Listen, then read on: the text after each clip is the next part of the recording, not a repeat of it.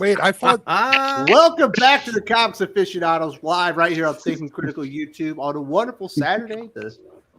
I don't know, the seasons are changing. Everyone's sick still, at least in my house. All the kids are sick. I still got an ear infection, but we're here to get through the show. And before we get started, I do want to say that our good friend Skip and Tosh, who you know and I love, he's not doing all that well right now. He's having some medical issues. I don't want to go into all the details because they are personal, but if you have some thoughts, some prayers, if you're connected to him on social media, let him know that he's in your thoughts and prayers. You know what I mean?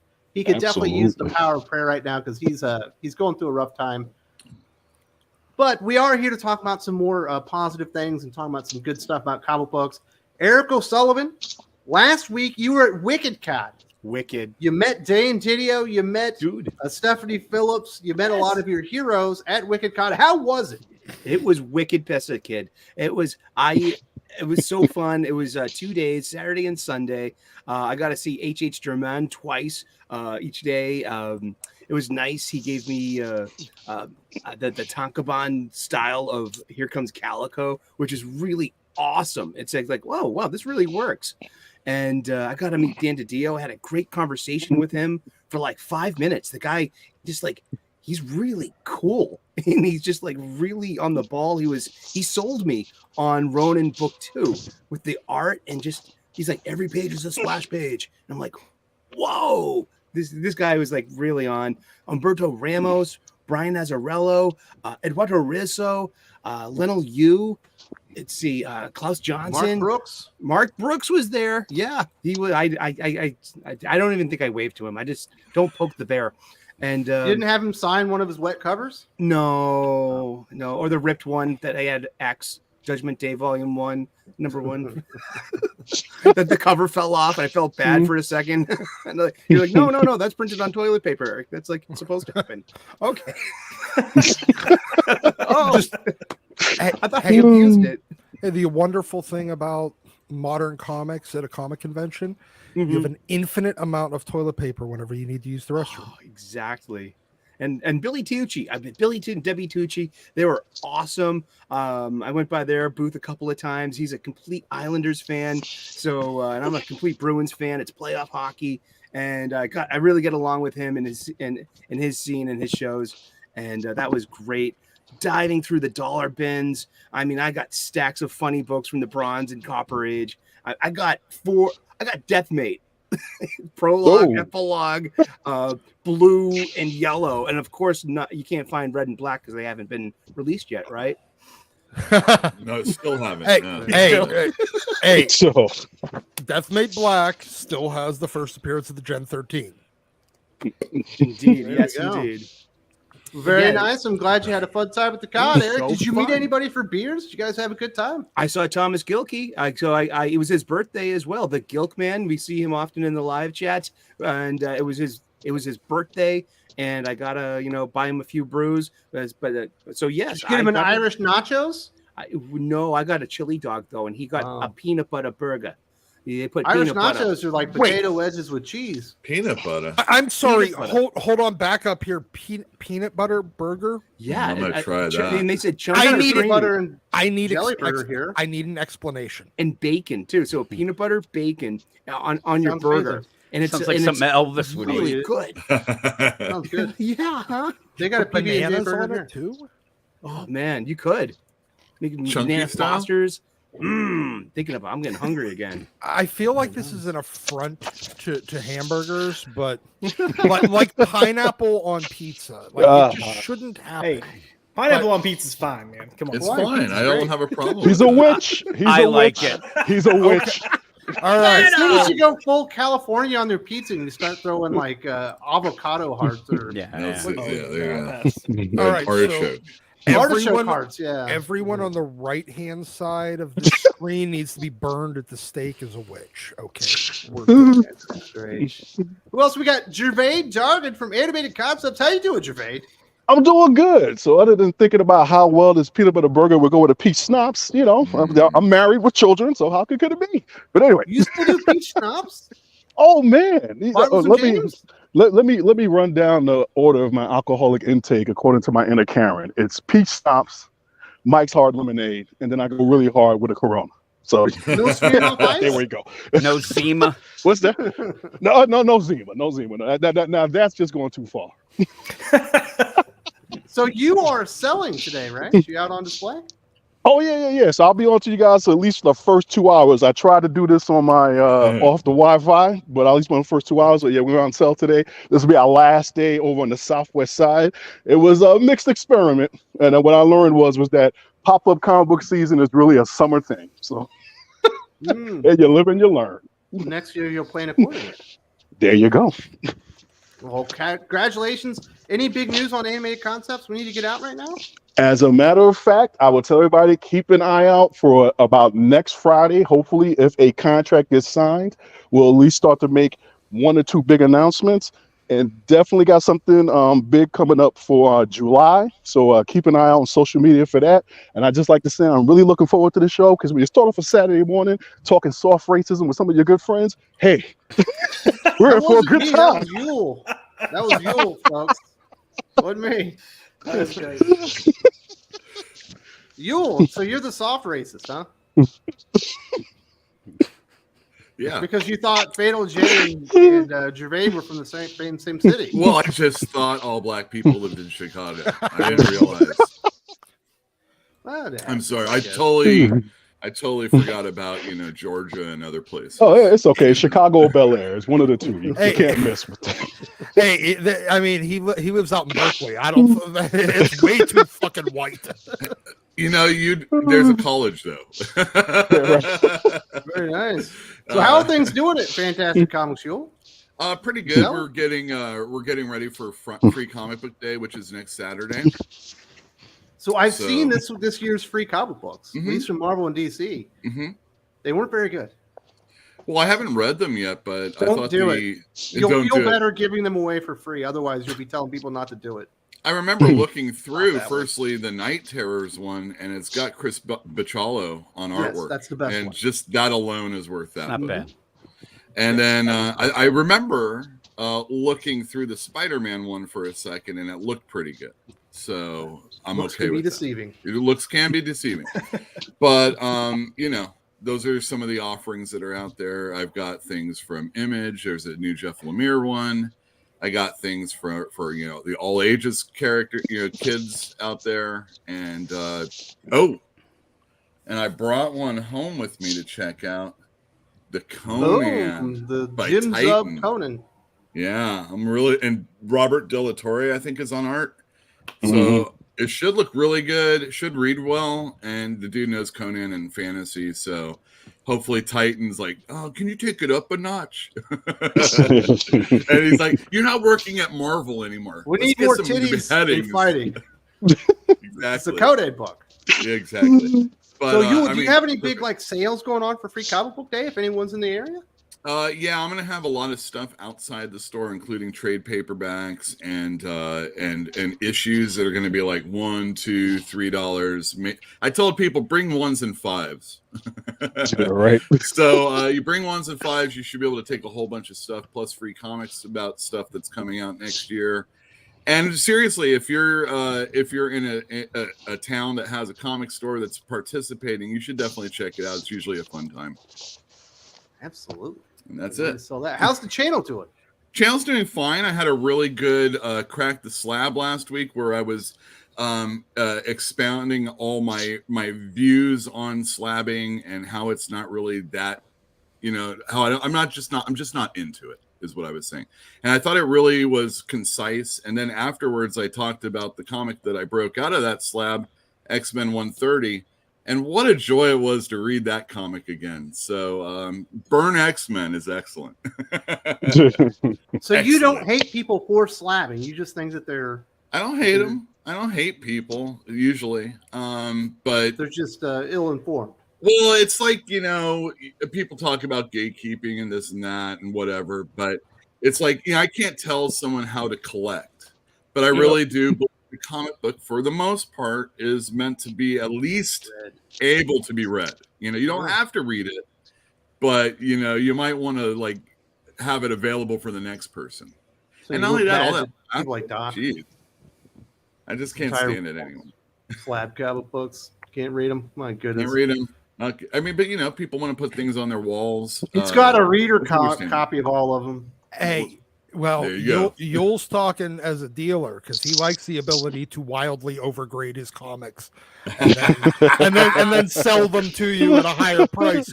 God forbid, I can't sell it higher than a slabbed book, though. you can't say, well, it looks like a 9.0 even though it's a 7.5. I guarantee this is very strong VF plus. Is what I say. Near mint minus. Near mint plus, very good plus, that type of stuff. Very nice. What else we got here? Jim, did you almost die this week? Did you make it? I feel like I'm going to die. There's an Adderall shortage right now, and my medicine is gone. So if I end up feeling down, or sounding down, that is why I might have to self-medicate. I think that as you guys were talking, I'm going to suggest to my wife that our house gets more Conan-like because I need more titties and fighting in our house. Exactly. I'm going to do that. Oh my God. And also I'll tell her now she's in the other room. If she was in a slab, I'd probably rate her about a 5.5. But that's fine.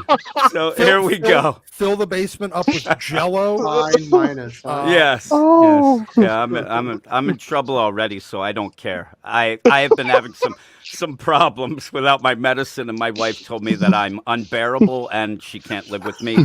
And she actually suggested I go to a hotel until they get rid of the shortage. But they actually are going to put me on Ritalin like I'm a 6-year-old. And I'll probably just have that. Why don't you just get some weed? You just want some Cheetos or something. Yeah, I don't. Well, that would only take me to go downstairs. Just get down one flight of steps. A medical card, man. You'll be all right. I like to have mine in pill form, it seems. But well, whatever. Put them in a fucking brownie. Yeah, there you go. I do like brownies, but I'd probably put pineapple on them. Edibles are good. So then we'd have problems. Pineapple brownies? Yeah. I need to be Jim by my 20th anniversary. But anyway. Yes. I think we can all agree, Jim. We need more titties and fighting in our lives. Everybody needs it. I mean, seriously, though, I probably need more of the scale to tip of the titties. There's too much fighting already. So we'll see. We will see. Basement full of Jello. 80s movie. This is my reprieve, though. I show up here and I could at least have some fun and not. Well, I get yelled at anyway, and I'm sure I will be yelled at today. So, we'll try to take it easy. Well, as long as you don't get the skillet, you'll be all right, man. That is true. I'm saying you guys. We're not talking about Ray this week, are we? I hope not. No. When my wife feels like I've gone so far out of bounds, I get the skillet. Oh, yeah. You get it in the shoulder, not the face. But now the one time I find it I'm having to put a little foundation on there so I don't show off my scars on the chin. At one point, my wife did smash a coffee pot over my head. Exactly. Actually, shattered it over my head. Glass. That's it was, and it had scalding hot coffee in it. Somehow, I was going to try to sue McDonald's, but it didn't work out. It was crazy. Oh. Yeah, the scalding hot coffee pot to the face. Yeah. Huh? Mm-hmm. You're like an action hero, man. Congratulations for surviving that. Yes, I did survive it. Josh, you got the new job. Do you have as much excitement in your life as Jim? No, I was sitting here thinking, man, my introduction's gonna suck in comparison. Jim's house is early 2000s WWE. It is breaking coffee. He said he needed more Conan in his household, and all I imagined was his wife running topless. At first, I was imagining an axe, but topless in a loincloth. But then you mentioned the frying pan, so now that's all I could imagine was his wife running topless in a fur loincloth with a frying pan, just chasing the kids. I don't know. Yeah, I think we're more ECW actually in this house. Is what we are actually. That works. So you get a fork out, you fork your head and stuff. Cheese grater. Cheese grater. the steel chair. Those were the days. And don't forget the barbed wire. Oh no, the hanging tables matches where they fight up on the top and then you have to. Oh yeah, that's great. I like that. Yeah. And apparently you live in a bingo hall. Yeah. Are you back on the comic book train, Josh? You haven't. I'm back. I'm back on the comic book train. Yeah, I missed the past 2 weekends. One I was out of town, and then I had a doctor's appointment that I kept pushing back, going all the way back to October. So I was like, I need to freaking do this. But yeah, no, I'm back. Did on you the get comic comic train. herpes? Did I get comic herpes? No, Yeah, I did not. That may have been more exciting than some of the stuff from the week, but you know, what have we come to expect from modern day comics? I mean, pretty much that. Do I want to buy this comic for $5.99 or would I rather have herpes? I'll take herpes. Thank you. Yeah. Wait, those are the $5.99. Take some risks, son. $9.99. Come on. That is a Sophie's choice. Last but not least, Doc and I've already recorded a couple of videos. I had a little rain-a-rooski about what the hell am I supposed to be excited about in comic books today. We got some stuff off our chest. We talked about why everyone hates Doc and if he's actually going to change. Hopefully, we're going to see a kinder, gentler version of Doc in the future. We also reviewed the latest issue of Harley Quinn from Tini Howard. So you must not be in good spirits, Doc. Oh, well, I got most of it out by talking about a terrible fucking comic. And there's no one here with objectively bad opinions today. So oh, come on. Josh thinks that Wakanda Forever was a goddamn masterpiece. And I like that. And I like Batman falling to Earth. Remember? Oh God, that's I haven't lived that down. Remember? Yeah. Yeah. Okay, I'm edging to the right here because I actually did like Wakanda Forever. Just to let everybody know. Boom. Anyway. Oh God, you all have terrible opinions. Just think of me as Bizarro, Superman, Flash, whichever that one is, where he's split down the middle. That's how you can think about me today. You are. It's like I'm filled with everyone who's just wrong. Okay. No, I'm. Should I review Batman 900, Josh? Yes. I haven't read it. It looks so bad, though. I haven't read Well, it. I'm not reading it, so I need somebody to do it for me. I've read it. It's wacky. It's wacky. You might want to review it. It's so thick. Yeah, it is. And I know expensive. Sexy. The Batman News Discord was not. Some of them are $10. If you get the foil one, it's like $11. My goodness. Yeah. Foil. I mean, I spent so much money on DC. Dickheads like Doc are ruining the my industry God. because they got to have their foil cover. But if you like bad opinions, we got Jimmy in the chats, Josh. Yeah, I know. I was just saying. Speaking of bad opinions, yeah. He heard the call. I know. Is there anyone out there with bad opinions? Up, Jimmy. Here you come. I love you, brother. But you're always wrong. Okay. You don't have to love him either. I do legitimately love him. Yeah. So, no, I'm here. He's a good guy. He's just more into Doctor Who and stuff. He is Oh, definitely. yeah. Yeah. All right. Well, we do have a few super chats. Let's get these out of the way and then get to the comic book topics. Lade Kramer says, "Hey, if everyone in chat can go to Comics by Perch, he posted up a video yesterday. Had a family loss. Let's all comment and wish him well." Absolutely. Definitely want to be supporting Comics by Perch. He was a great dude, friend of the channel, and very sorry to hear about that. My condolences, dude. Yep, same here. Indeed. Yeah. Definitely thoughts and prayers are going out to Comics by Perch and Skip and Tosh this week as they're both going through some personal stuff. Federico De La Casa says, "Italian here. Do not talk about blasphemy like pineapple on pizza, or we're going to rage like the Egyptians with the Netflix Cleopatra version." Damn right. They have some really good pizza in Italy too. And they don't do like large pizza or party pizza or whatever. Everything is served like personal sized. But do not eat it with olives because they don't pit them. You will break your teeth trying to eat that pizza. They have a little Caesars there. In Italy. I mean, you guys are talking about pineapple and you bring up olives, but what? They don't pit the olives. What? There's like a rock inside of it. What are the shrimp like when you eat over there? They don't call them shrimp, obviously. Do they them, devein it? Do they call them prawns? Well, prawns. Do they don't put shrimp on pizza, and no, they don't devein or shell it at all. Do they clean their food over there? No. Do they wash it? They're hardy Savages. people. Very tasted right out of the ocean, so maybe not. Jesus. I had a great time in Italy. Rome's the coolest city I've ever been to. Yeah. Bar none, not even close. And I've been to Amsterdam 3 times. I'm supposed to go to Europe next year. I'm in a wedding, and I'm trying to figure out where else I'm going to go other than Ireland. You want to talk to me about that, Josh? I will definitely talk to you about that. You're going to Ireland, right? Yeah, the wedding's in Ireland. Dublin? Uh-huh. Yeah, so Dublin sucks compared to the other cities in Great Britain. Unfortunately, Cork is the cooler city in Ireland, but if you go to Scotland, you got some really good stuff there with Edinburgh. London is shockingly a really cool city if you can deal with the smog and the dirtiness about it. Josh, do you golf? No, Okay. no, I'm gay. Go to St. Andrews. I Well, don't you think can that's a caddy thing. for somebody that does In golf. fact, like Go the to Reykjavik. LPGA, you know. You want him to go to Iceland? Yeah, that I Don't go to hear. Iceland. I hear that's a cool I mean, I'm place. sure the women are beautiful, but that's not really your thing, Josh. It's not really Go. my thing. Go No, I to, thought Reykjavik was known to be a bit of a gay city. That's all Maybe. I heard. Is that what I it don't is? know. Maybe That's why. what I heard. it's because it's so cold. I'm just gonna Yeah. go. I'm gonna go to Reykjavik and say that I wanted to go there after watching the movie Eurovision. Exactly. Yeah, You know what I'm watching right now is Kiev. The Northman, which everyone dude, said that's was supposed to be awesome. so good. You know where you should Uh-oh. go? It's a weird movie.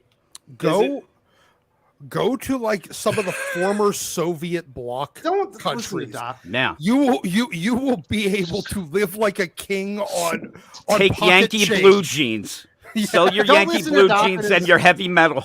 Listen, You'll be in. I've got to be careful where I go because I was on another stream and I pulled a Ron Burgundy and I read a comment out loud, and the comment was professing its love for a certain Austrian painter, and I like and just read it, and I'm like, I love, and I was like, oh shit. Oh, So, Josh, the really big thing that we're getting here is you're cheating on the stream again. Yeah. Yeah, I'm sorry. I know. I got called a barrack bunny by Max, so. The I barrack guess. bunny being the lady that bounces around all the rooms. Apparently, yeah. Yeah, makes sense. I guess I'll go with it.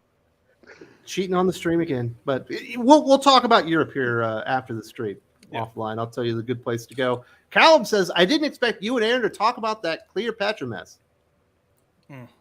Well, it was on my mind, Doc. Did I not bring it up before I ever made the video? Like a week before?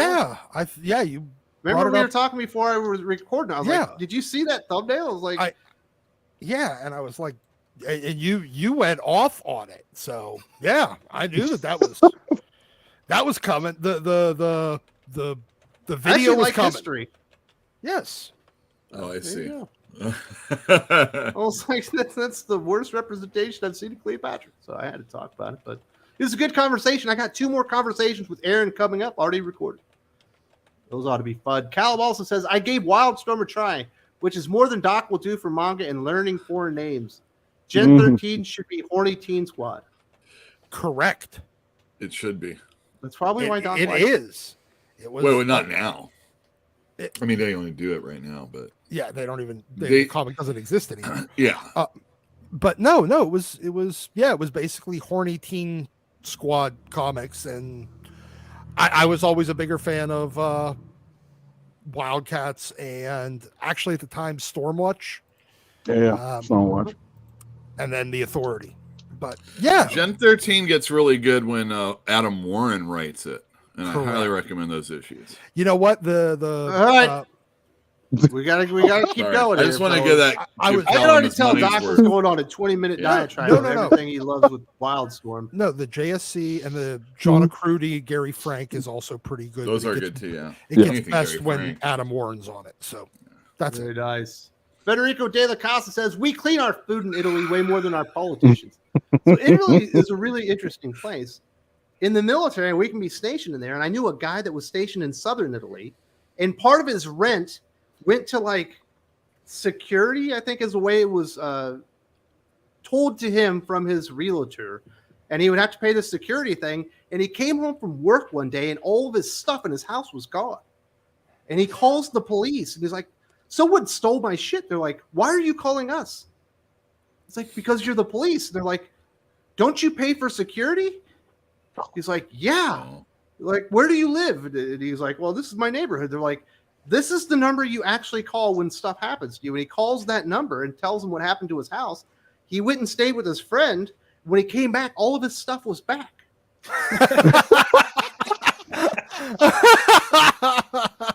La Cosa Nostra de real estate. Okay. This thing of And then Is this like a also said- lending program they have over there? It's rent a center. he was paying the mafia or whatever. There was local security for his house. It'd be a shame And if then, your dining set would be gone. You know? unrelated to that, there was a body in a ditch 2 miles down the road. Oh, jeez. Apparently, Wow, they, taken you care pay your of. security, you're not allowed to rob from them. They figured it out within a day. Wow. The Italian errands is a lot more hardcore than American. Absolutely. You gotta respect a well-oiled machine like that. Right. They took care of it. Bandito Bane. Hey, Sully. Nice WH4K video you did. Warhammer. Ooh, I didn't see Warhammer that. 4K. There was a huge, giant Warhammer suit. It was with the cosplayers, and it was just magnificent. It was so detailed. These Warhammer people they're twacked, man. I love them. They're so into their game and painting little figurines. I mean, I'm just getting turned on to this stuff. He's a friend of mine from another stream, and he's got like always dropping this Warhammer stuff, and it's like, wow, you people are psycho, and I love you. Did you just say they're twats? Twat. Fucking Someone's twat, watching man. British I was like, television. how is that how is that a compliment? Twat, man. You know, He's It's Irish, snapped man. You and- can say stuff like that there, and it means something different. Plus, he's from Boston. These Bastard. guys are uncivilized. wicked pissa. Absolutely. I thought that meant Callum raining. also says, Eric, did Mark Brooks moan about the chair? I didn't ask him, but I passed by him a few times. I looked at him, like, like I said, I waved. I said hi to Stephanie Phillips, and she said hi back, and nice big grin. Hi. That was about it. Longest And, line, shortest line. Oh, longest line had to have been Lionel Liu or Chris Bacalo, and shortest line was probably just I don't mean, Stephanie other Phillips. than none, right? maybe. The ladies' room. Yeah, the ladies' room. There you go. Oh, that's a nice way to put it. I like that answer. Federico De La Casa says, Southern Italy is another planet, but the food is better. I had another friend that was stationed in Southern Italy, and they had like a strike, and they just stopped picking up garbage for like 4 months. Isn't that crazy? There was Could you just garbage in the streets. Could you tell? 4 months. Yeah. I mean, holy The entire cow. place was full of garbage. 4 minutes and I start getting Hey, antsy about it. there's parts of New York where you wouldn't be able to tell Yeah. because it That looks lady, like they haven't picked it that up. lady in 4 tried to months tell me already. that she was deployed to Italy. I was like, listen, lady, I understand that you're not in your normal place of home and you're going down to Italy for 6 months. Deploying is going to Afghanistan and Iraq, and Apple's getting murdered. You're in Italy enjoying the food and everything and traveling. Get the fuck out of here. When not like that helicopters are crashing because of all the sand. Yeah, it's all That's a relative. deployment. Exactly. This lady's, her name was Lonnie. She was from Hawaii or something. She's a nice lady, but she didn't get the whole deployment. She thing. went from Hawaii to Italy. She went. Well, we were in England. She went to Hawaii to England and then was moved to Italy temporarily for Oh 6 months. man. And support the troops. Anyway. Let's talk about IDW. We've been seeing this has been coming for a very long time. Apparently, they finally lost enough hundreds of money on the hundreds of millions they've been losing for about 5 years now. They're delisted from the New York Stock Exchange, where they were trading for about 10 cents or whatever. Their stock numbers were very, very bad. And they fired about 40% of their employees. Gervain, I know you've been looking at the business of comic books for a long time. We've been kind of we've been expecting this one and Valiant. Which one was going to die first? Yeah. Well, all I can say is I'm assuming that their comeback is going to be greater than their setback.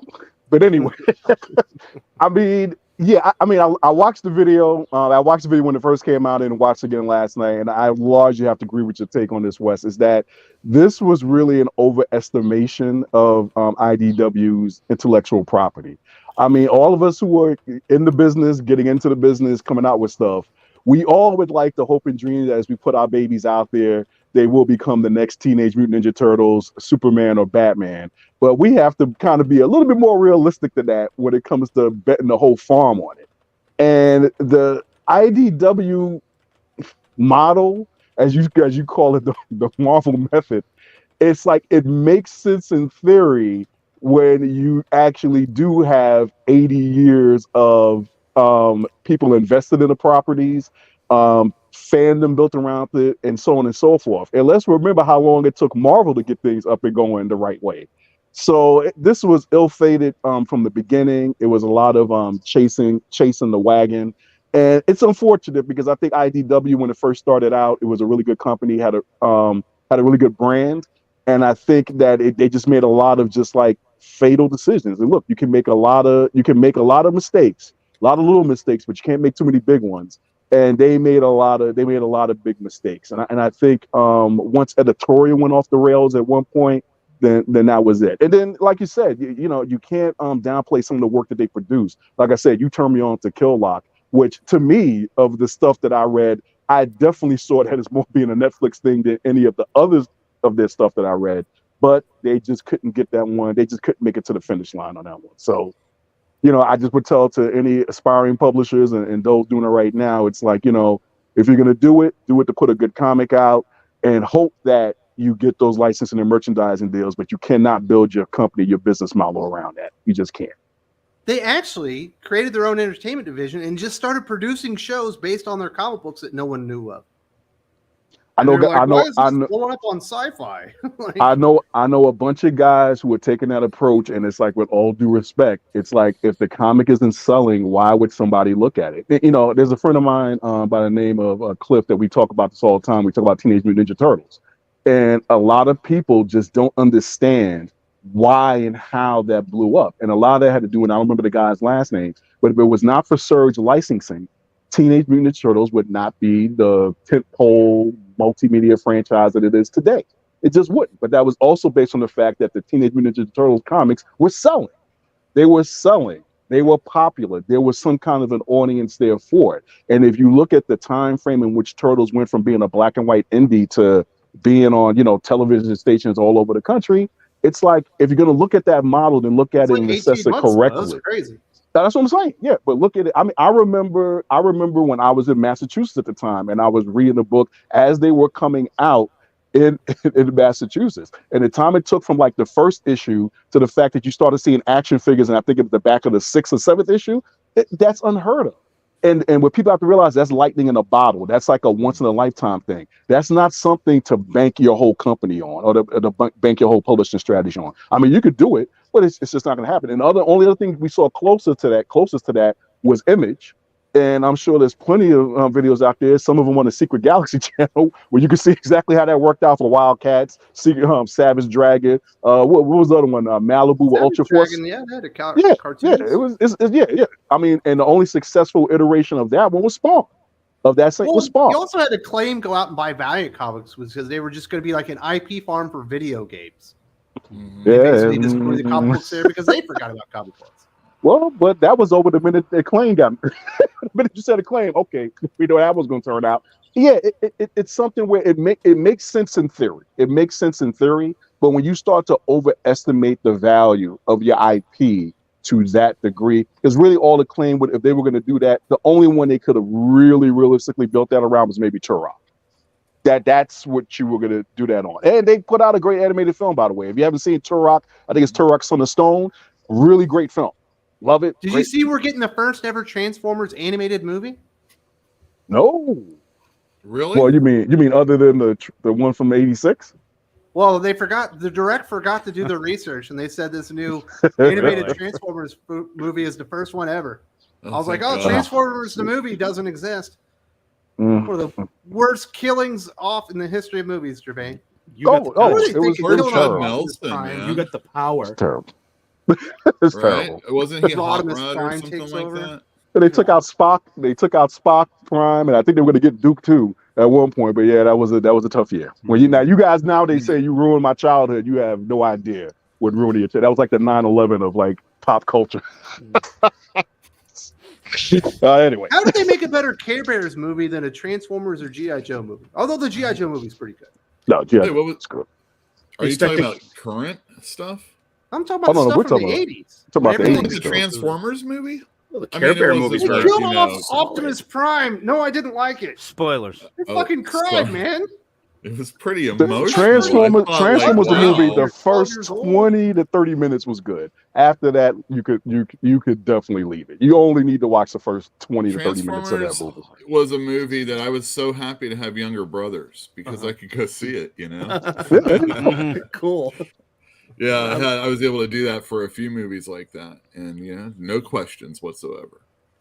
Well, let's get back to IDW here. Yes. Obviously, you are a comic book shop owner. Yeah. IDW, for the most part, been known for licensed comic books. G.I. Yeah. Joe, Transformers, TMNT, Sonic the Hedgehog, and they've kind of lost all their licenses over the last few years. Are they even like a relevant company more? They used to be firmly the number 4 publisher. They've certainly been passed by Boom, and I think Dark Horse even maybe not at this point. It's funny because like if you're looking at their properties that they still have, they're actually doing some pretty good things. They're doing the Saturday morning cartoon books. Those are The awesome. Dungeons and Dragons one just came out. Turtles is going to have a second one. They're doing Turtles books like the Lost Years. They've got Star Trek. I don't read those personally, but they are really pumping those out right now. Also, IDW, if you look like in the store, they're getting distributed by Penguin Random House. I like that a lot more. They have a lot more reach than I feel like they've had in previous years. So it's kind of funny that I just feel like you can't make a whole lot of money basing your entire company on other people's properties as well. Paying for the right Yep. to make comic books about somebody else's stuff that you can never really do anything with. I just don't understand how that ever was a thing that someone wanted to do. Maybe like if you were really, maybe it was a different thing. Well, it kind of works for Marvel when they have a Conan license or a G.I. Joe or a Star Wars sure, license. they can pimp back in that the day. stuff out. They can Because put they're covers not out, counting on it to pay all the bills. They got their own characters. Yep. And it's just like some side projects that they can do well and get some more notoriety. Exactly. Yeah, you could use it to get in the door. I mean, people Yeah. end up going There to you get go, that, Jim. and then you start pushing your other stuff, but they just kept pushing the license. But they have stuff. nothing. They have nothing other than those things, and that's really what it comes down to. Like it feels like Turtles kind of feels like it is IDW, but it's not. But because they've been doing it for so long now, and they've had Eastman involved and all that stuff. But IDW is just. Have you read the ongoing company. Turtles lately, though?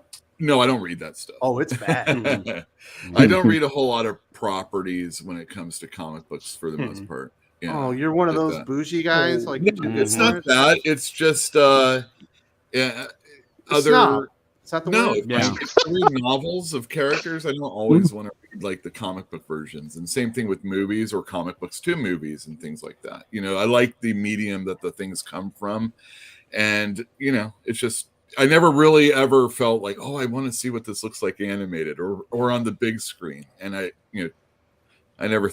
The only thing this is sounding kind of prejudiced, yo. The only thing I've ever wanted in comic book form is a Harry Potter series, and that's probably prejudice. But I'd like to make some money on a book, and I think Harry Potter would do it. You didn't want more Star Wars when they didn't make a movie for like 15 years. No, I never read any of those comic books. You missed out on some of the best Mike Baron comics of all time. What are you doing? I didn't read any of the Marvel ones. I didn't read any of the IDW or Dark Horse ones. No, please. Design novels? No. Did you read any? Did you read any of the Dreamwave Transformers comics? No. Dreamwave. No. Pat Lee, is that his company? That was Pat I remember Lee's. that. I've tried it in the past. I mean, there's even like episodes or issues of like Transformers that I'd want to read. It's Star Trek. I've read Star Trek before. Like Peter David, when he wrote that, I'll read a Star Trek. But for the most part, no, I don't read Star Trek. I don't read video game comics. Conan the Barbarian? Do you read Metal Gear Solid? Yeah, that was an IDW classic, everybody. No, I read some of them. I don't read them all. Like I'm not like a dick like you, where I'm just like, fuck it, I don't want to read anything. I didn't say that. Are we ignoring me? Hold on, that's me. But Killock was really good. Killock was amazing. Hey, man. I like was making fun of a book before Killock. Metal Gear Solid. It's just I don't. I mean, it's not that I haven't. I just don't make it I read superhero comics. I read alternative comics. I don't read, Are you saying Conan the Barbarian's not a superhero? I read Conan. But for me as a kid growing up, Conan was a comic book. It wasn't a book. Yeah. It's a little bit different. Yep. I mean, that's the great thing when you have a license and you put something out and people experience it that wouldn't normally experience it, it can pay off, like you said, like Conan. Or Hey, back in the day, if you had a toy coming out, you had to make a comic book to explain the story so the kids could play with it. I guess so, but like I You didn't read Larry Hama G.I. Joe? either. What was that?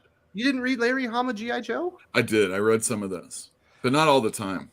G.I. Joe was like one of the only ones I read. I still have Silent Jesus, Interlude. Scott, what's wrong with this guy? Does he Well, lose his cred? I don't know what to do here. I don't see why but that's in his losing my defense, cred. the comics What and the does, toys and that all have that to came do out with around the Spider-Man? same time. So it wasn't really like, I'm, like it's a license thing in that sense. Mhm. Yeah, they were two different things. I mean, he wasn't reading Sectaris, and neither was I.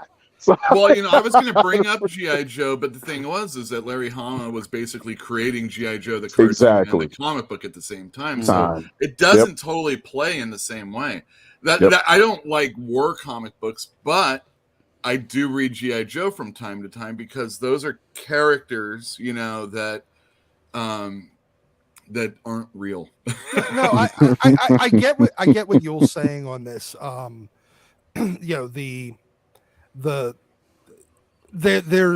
a synergy between the toys, especially in the 80s, like the Sunbow cartoon, the Marvel comics, and the toy line. There was a great synergy between them that was telling essentially one big story all at the same time. Sunbow? And you got Sunbow was the one that did the animation. The animation for G.I. Joe, the cartoon. Oh, I thought you were talking about a cartoon called Sunbow. No. Sunbow was the animation studio. Oh. They also did the animation for the Transformers movie. Yep. The 86 Transformers. They did all Yeah. that stuff. Well, that was Toei, but Oh. basically, yeah. No, Yeah, I think Sunbow did that one. Oh, okay. I'm pretty sure Sunbow and Marvel were the two producers on the Transformers animated movie.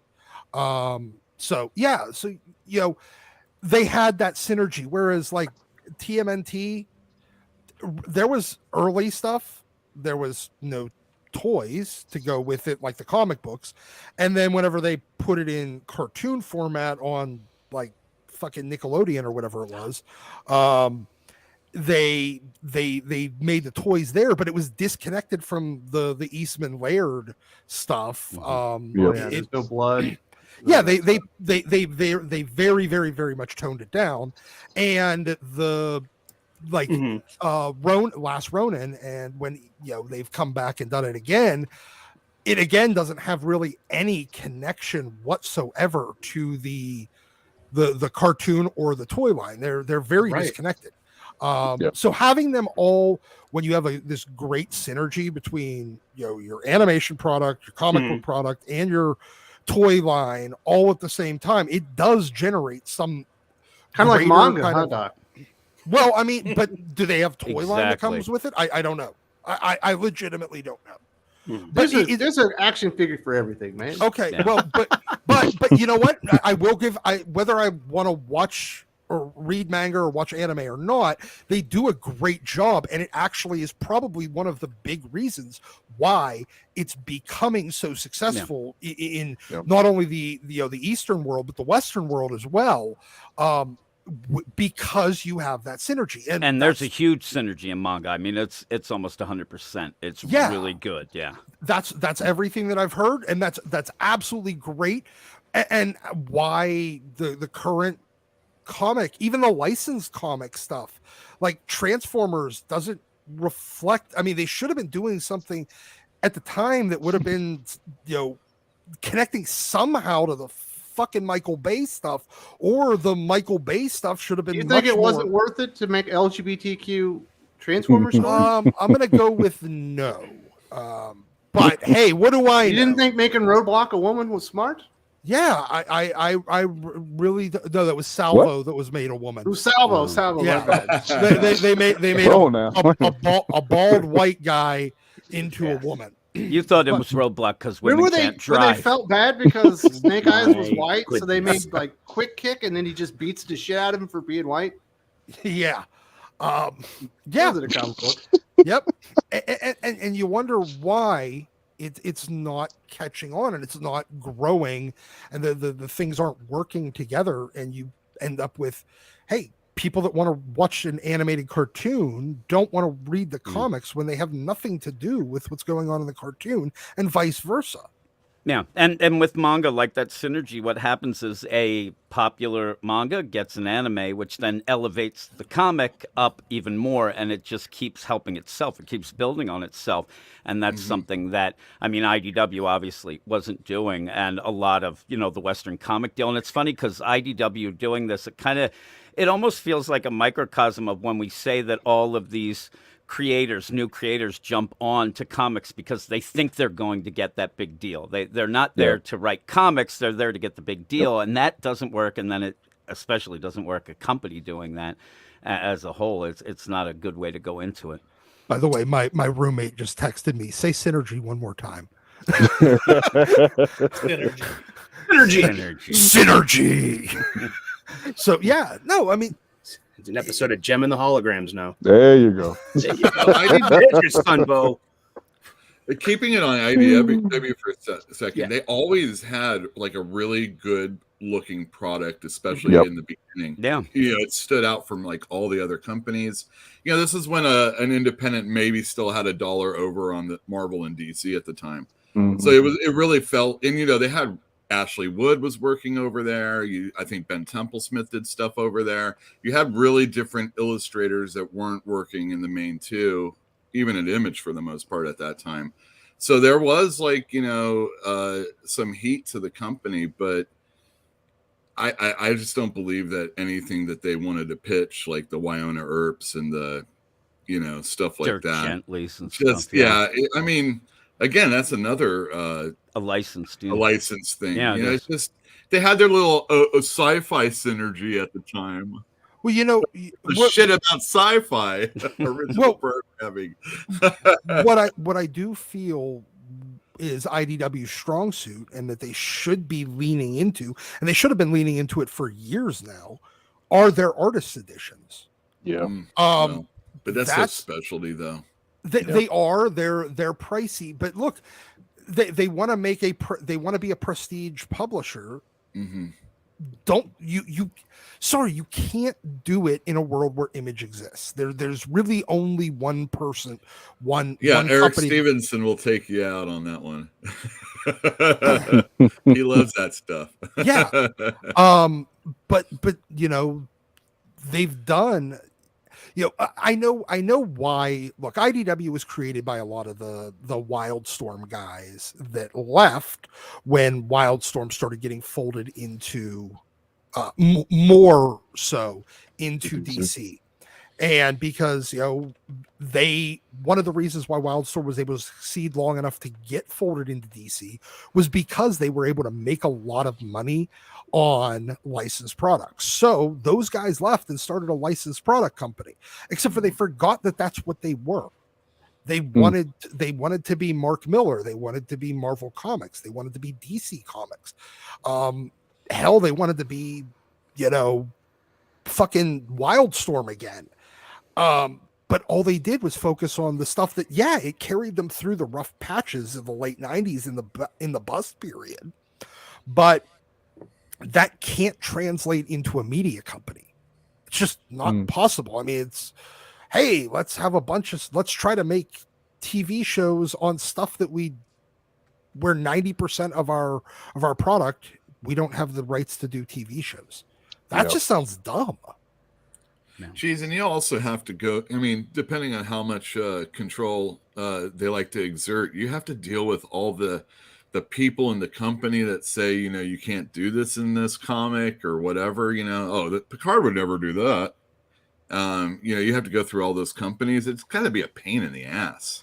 Oh God, yes. You know, when here's the thing that I don't understand with licensed comics.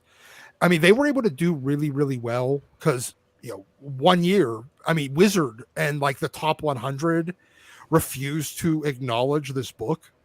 But the best-selling comic book of the year 1 year in the late 90s was I think it was a Warhammer 40K comic book that Wildstorm did. But No. they refuse to even. It sold like 400,000 copies in an era where they weren't selling that many.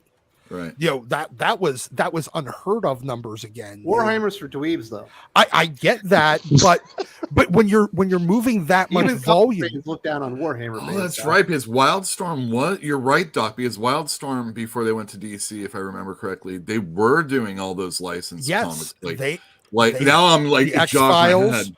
They had the X-Files after Topps Comics lost it. They had like a bunch of video game adaptations. And then they into did the comics. horror comic books also. Yes, they had We're some still horror talking about movies. licensed comics. Yeah, but we're whenever you're selling mass volume, like I mean, But hundreds that of got them thousands of noticed by units. DC more too, I'm sure. Like when he's building his portfolio and say, look what we can do here, and Yeah, then he's selling over there. and that's part of it. But my point was that that was a good business model when you can move massive numbers of units. When you're selling, Teenage Mutant Ninja Turtles or whatever IDW is doing that is only moving a couple thousand units. Look, between your licensing fees to the actual license holder and your rates to your creatives, how the fuck do you make a dime? How are these books not loss leaders at that point? Because even Marvel was saying with G.I. Joe, as well as it was doing, they weren't like making goo gaws of money with that. They just weren't. And they were doing like $500,000 easy in its heyday. So See, that's what I've always wondered was just the margin on licensed books, because you're gonna have to sell so many to make it worthwhile, and it's just no publishers are like selling gangbusters. And you know what? I've come back to this every time somebody suggests like, oh yeah, DC and Marvel, Warner Brothers and Disney will just start licensing out the properties. Who the fuck's going to make money doing it? How much are you going to? What's the license fee going to cost? So it's going to cost more than they're making in a year. I mean, one of the things that I was trying to figure out, and I wish they would have kind of addressed this, in some of their articles, which I know they didn't put the articles out, but I'm going to assume they're going to try to go to more non-licensed material moving forward. Yeah, that's why they hired that guy, the Batman editor. Mark Doyle. Yeah. Mark And Doyle. then Jamie Rich. Yeah. Jamie is rich. Yeah, I that's what I was kind of hoping to see. And I like Mark Doyle. Jamie Rich for me is kind of I feel like Mark Doyle has done more good than Jamie Rich. I'm curious to see what they do. I feel like they're trying to set themselves up for being able to pull themselves out of this. Part of me wonders if they've been quote unquote dead for too long, because they were just kind of like laying on the grave. Well, they've been hemmorraging money because of their entertainment side. But the good news is, Josh, that they promoted Heather Ontos. At least we got some solid leadership in there now, right? They got rid of Tom Walsh, who was doing amazing stuff on TMNT before it died under Sophie Gable or whatever it was. But they were going to promote Heather Ontos. Is that like a death mark for a company? You start promoting Heather Ontos and you go out of business. It's like that major leaguer that's like old and he still gets signed to like a really bad team 3 years in a row or something like that. Well, we'll give him a minor league contract, and he's on the Jackie team. Bradley Jr. It's like, there you go. Jake Taylor, who was an all-star in Boston. Wish we had him 2 years ago. We did. 4 years ago then. Hockey has a lot of the same, and you'd end up with guys getting signed. Oh, at least this guy can beat someone up, and then he can't even do that, in hockey, right? Yeah.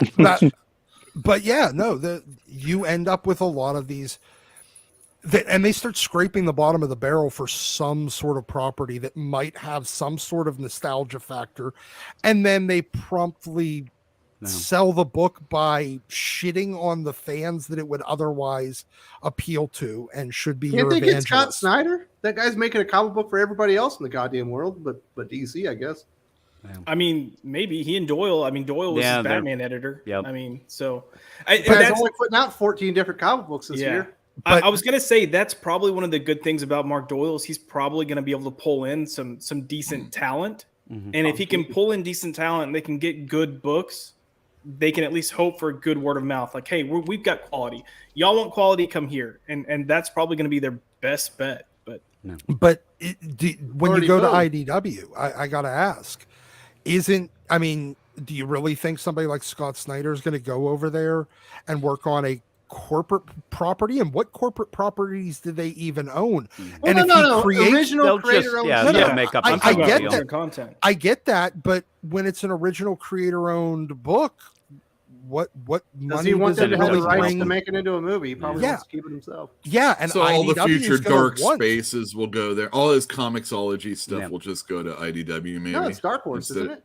Well, that's that, but his future not Comicsology stuff. But my point is, isn't IDW? Aren't they still the minute they get that? Aren't they still going to be Basically weirdly owning yeah. weirdly Well, yeah, that's- obsessed that's with trying to be a media company and not Yeah, just but a that's comic book? Yeah, but that's the issue with That's the Image only too. thing Is they that can Image do is to never get going to out be a of this. media company Well, because Image they isn't don't own trying, anything. but Image isn't trying to be a Yeah, I media know. company. They I- want to be I agree. IDW is. Is. So I they agree. either That's the need other thing, editors to come up with. Gervain, is if you were a big name and IDW's like, hey, we'd love you to do a comic book here. And it's like, are they ever going to promote me above the Star Trek, Sonic, and TMNT comic books? Not likely. Well, not likely, but they should because the whole point of having a The fact licensed that you don't have a comic is marketing department anymore probably hurts. well, yeah. I mean, the fact that they wiped everybody out, but And can we really PR. be? Can we really be surprised when the whole point of marketing is to figure out crack problems like this, Man. and they did. So it's like marketing is not just promotion. Marketing is also having some input into what kind of product line you're coming up with, and apparently they weren't doing a good job with that. So the simple fact of the matter is, when it comes to a licensed comic, I remember in the early days doing the research for animated concepts, the whole point of a licensed comic was that it was something that retailers would tell you that outside of Marvel and DC, that would be the only reason why they would carry your book. It's like that's something that other people recognize, they know, and they can figure that at least get somewhat of a built-in audience to come in and pick up that product. But to I think it was Doc's point earlier, when you look at the actual numbers that licensed comics do, it's like, are you kidding? Mhm. And you talk about some of them doing sub 10. Yeah. Some of them are doing sub 10. Well, There's yeah, no- G.I. Joe was there's- doing like 2,500 when we had Yeah. the numbers. Exactly. How do you make money on that? And the thing is that you got to lay out at least now. And this was back in 90 something when I was looking into doing the Dungeons and Dragons comic. I want to do something with that, and it didn't matter what the category was. The price to get in was $100,000. It was $100,000. If it was Defenders of the Earth, it was $100,000. Defenders of the Earth, Yeah, yeah. If I want to make $100,000. an Ice Pirates comic book, it's going to cost me 100 G's. $100,000. We're in. Fuck That- I it. love Ice Pirates. It's such a good concept. I think that the thing is, like you were talking about Scott Snyder, and maybe IDW has to give a crazy deal to somebody big like that to at least come out with one book that gets some hype. They need It to gets find their Jeff people Lemire. there. Yeah, they need something like that. Yeah, they need something to, a Kyle Higgins or whatever it would be. Hellboy guy, Mike Somebody Mignola. that can establish something, give them a new identity, and then start going and playing. You don't off think of they're that. going to survive, do you? No. But I'm just saying, if they also, by the way, while we were talking, I think Scott Snyder announced 7 new books New that he's copies? working on Jesus. right now. But Random stuff. so the idea, though, I think they have to do something to change, because I think that even if they had or got rid of all the licenses, people will still think of them as, oh, that's that licensed company. They need something big from something original, and even if they have to maybe not make money on that first thing. And why not? They're not making money on anything else anyway. So just Well, they go did for make it. But- money in the comics. Yeah, they division did. Yeah, when they actually, did they the Last did. Ronin, Yep. because they charged $8 a comic book, and they were shipping 160,000 issues or copies of the first issue. Can I ask a question? Because I legitimately don't know the answer. Does Scott Snyder actually move comics when he's not on Batman? I don't know the answer because I have not. Terra okay. Okay. Yeah. But is Yeah. that I think- him or is that Tony Daniel doing interior? It's a little bit of both. That's but probably it's not Tony like a great Daniel. seller. It's That's not why I get it. Batman, obviously. Yeah. Well, and Tony, look, so I'm trying to look at the people Mark Doyle's probably making phone calls to right now, and Tony Daniel's probably one of them. Yeah. Does anyone remember what James Tynan's contract, when it's up? He's He's doing in anything Substack. anywhere he he has, wants. and he Okay. has that new thing too coming Yeah, up. the but green I tree. yeah. I promise you, he's called James Tynan, because James Yeah. Tynan. The reason James He's got Tynan good has a deal with career, Boom. huh? He's got a Yeah, good I deal think with he's Boom. boom. Yeah, I No, know. I I'm know, sure but he what still I'm- called him because he is close. Yeah. Yeah. I because think isn't Cullen Bunn doing stuff with IDW? Did they announce like a Cullen Bunn universe or something like You know what's that? weird? Cullen Bunn's a good writer right now. He doesn't. Oh, Basilisco. Yeah. I like Personally, Basilisco. he doesn't The always write Bunnyverse? stuff I like, but I don't hate his work. His superhero stuff sucks. His horror stuff is really good. Yeah. People like it a lot. Yeah, The like, Bunnyverse? I do. yeah, I do whatever think, they're calling it, you and your bunnies. I don't think Mark Doyle's going to be calling up Tom King. That's do that's it. one thing that you could be happy for that if you're. Oh, yeah, that's he's not right. calling- yeah, he's not. Remember when calling Tom up. King was beside himself when Mark Doyle lost his job? Oh yeah, Put he out was that so tweet and everything? upset. He Even was so even upset. Tom Brevoort called him out as a I know. cocksucker. You fucking piece of shit. Yes, You got him yes. fired. Yep. Oh, that was good stuff. All right, well, let's hear from the peoples. Let's see what they got to say. Caleb Lyle says, Eric, is Phillips boring in real life like you're writing and pretend to be gay even though she's straight? Or is that Titty? I forget. That is teeny. It's Yeah. it's just another generic Stephanie. Stephanie Oh. Phillips, No, I we think, is found out dating about her. Brian Yeah, Azzarello. Yeah, but Stephanie She's Phillips. a kickboxer. Yeah, Yeah, she, she is. We she found said out. she was either bisexual or lesbian for a while. Yeah, And she's, then- They she's are dating so Brian boring. Azzarello. yeah. Was she boring? they're No, just I didn't talk. I was talking to Brian, but I said hi to her, and she said hi back. I haven't read any of her stuff. I honestly thought I was gonna say, hey, I read your Power Girl back up in action. I almost said That's that. Leah and it's not Williams. Oh, exactly. geez. Very Yes, different because press they're- size. I Should have almost said it. kickboxed your ass. Then I weakened her. and I'm Yeah, like, oh she no, that's should've, not her. too. because He they're would have all deserved just it. they're all just generic Stephanie. Yeah. Even That's still. it. They're literally all the same person with Well, different you know, skins. she seemed like a You nice. don't want to get she confused seemed with very Leah nice, Williams. You know, like, you No, know, she got a Taylor good Phillips. energy. You know, She hates me. It's just Kill the me. same. It's the same person with a reskin. That's All it. right. Look, Caleb I've met. says- She I was hasn't gonna say I've blocked me on met plenty Twitter. of people that work in comics that are very nice. That doesn't mean they should be working in comics. Yeah. Mm. I'll leave it at that. Calvin Set says Sonic in the two TMNT crossovers can't save IDW. Those crossovers are selling pretty well for me right now, and I'm a The small Power store. Range or the Mighty Morphin Power Rangers? Absolutely. The Mighty Morphin. I have a guy that buys Mighty But that's Morphin. Boom, isn't He's it? the only person. Well, Boom and IDW, right? So there's a little combo there. He's a good man. I think it's Power something Rangers is different. I think great. it's primarily a Boom book. I think Yeah, they're oh, you might be right. Also, IDW Usagi as Jimbo. The first issue did really well, I expect. And, Yeah. and not everybody that gets Usagi gets Turtles, you know, and not you know, vice versa. So these are good things when that happens. Mhm. And they're really well done. That's the key. Yeah, You people actually like have it. good I mean, creators. Ryan you know, Parrott's awesome. I don't know why he's not at Marvel or DC. Hmm. He should be doing the new Teen Titans book, not fucking Tom Taylor. yeah. But the only thing that could have saved IDW was really going into that last Ronin universe and bringing back the original incarnation of TMNT. But you can even see by the end of that one, like the new Turtle replacement character was going to be that daughter of April and what's his name, Casey. Casey Jones. Mhm. Yeah, And then you got what Last Ronin, the Lost Years, or yeah. some I mean, shit. they're doing some one Is shots. But is it moving units? I Yeah. legitimately don't know. Okay. I believe so. Okay. So, Caleb also says, which company will Heather Ontos leech off next? Yeah, we'll stop there.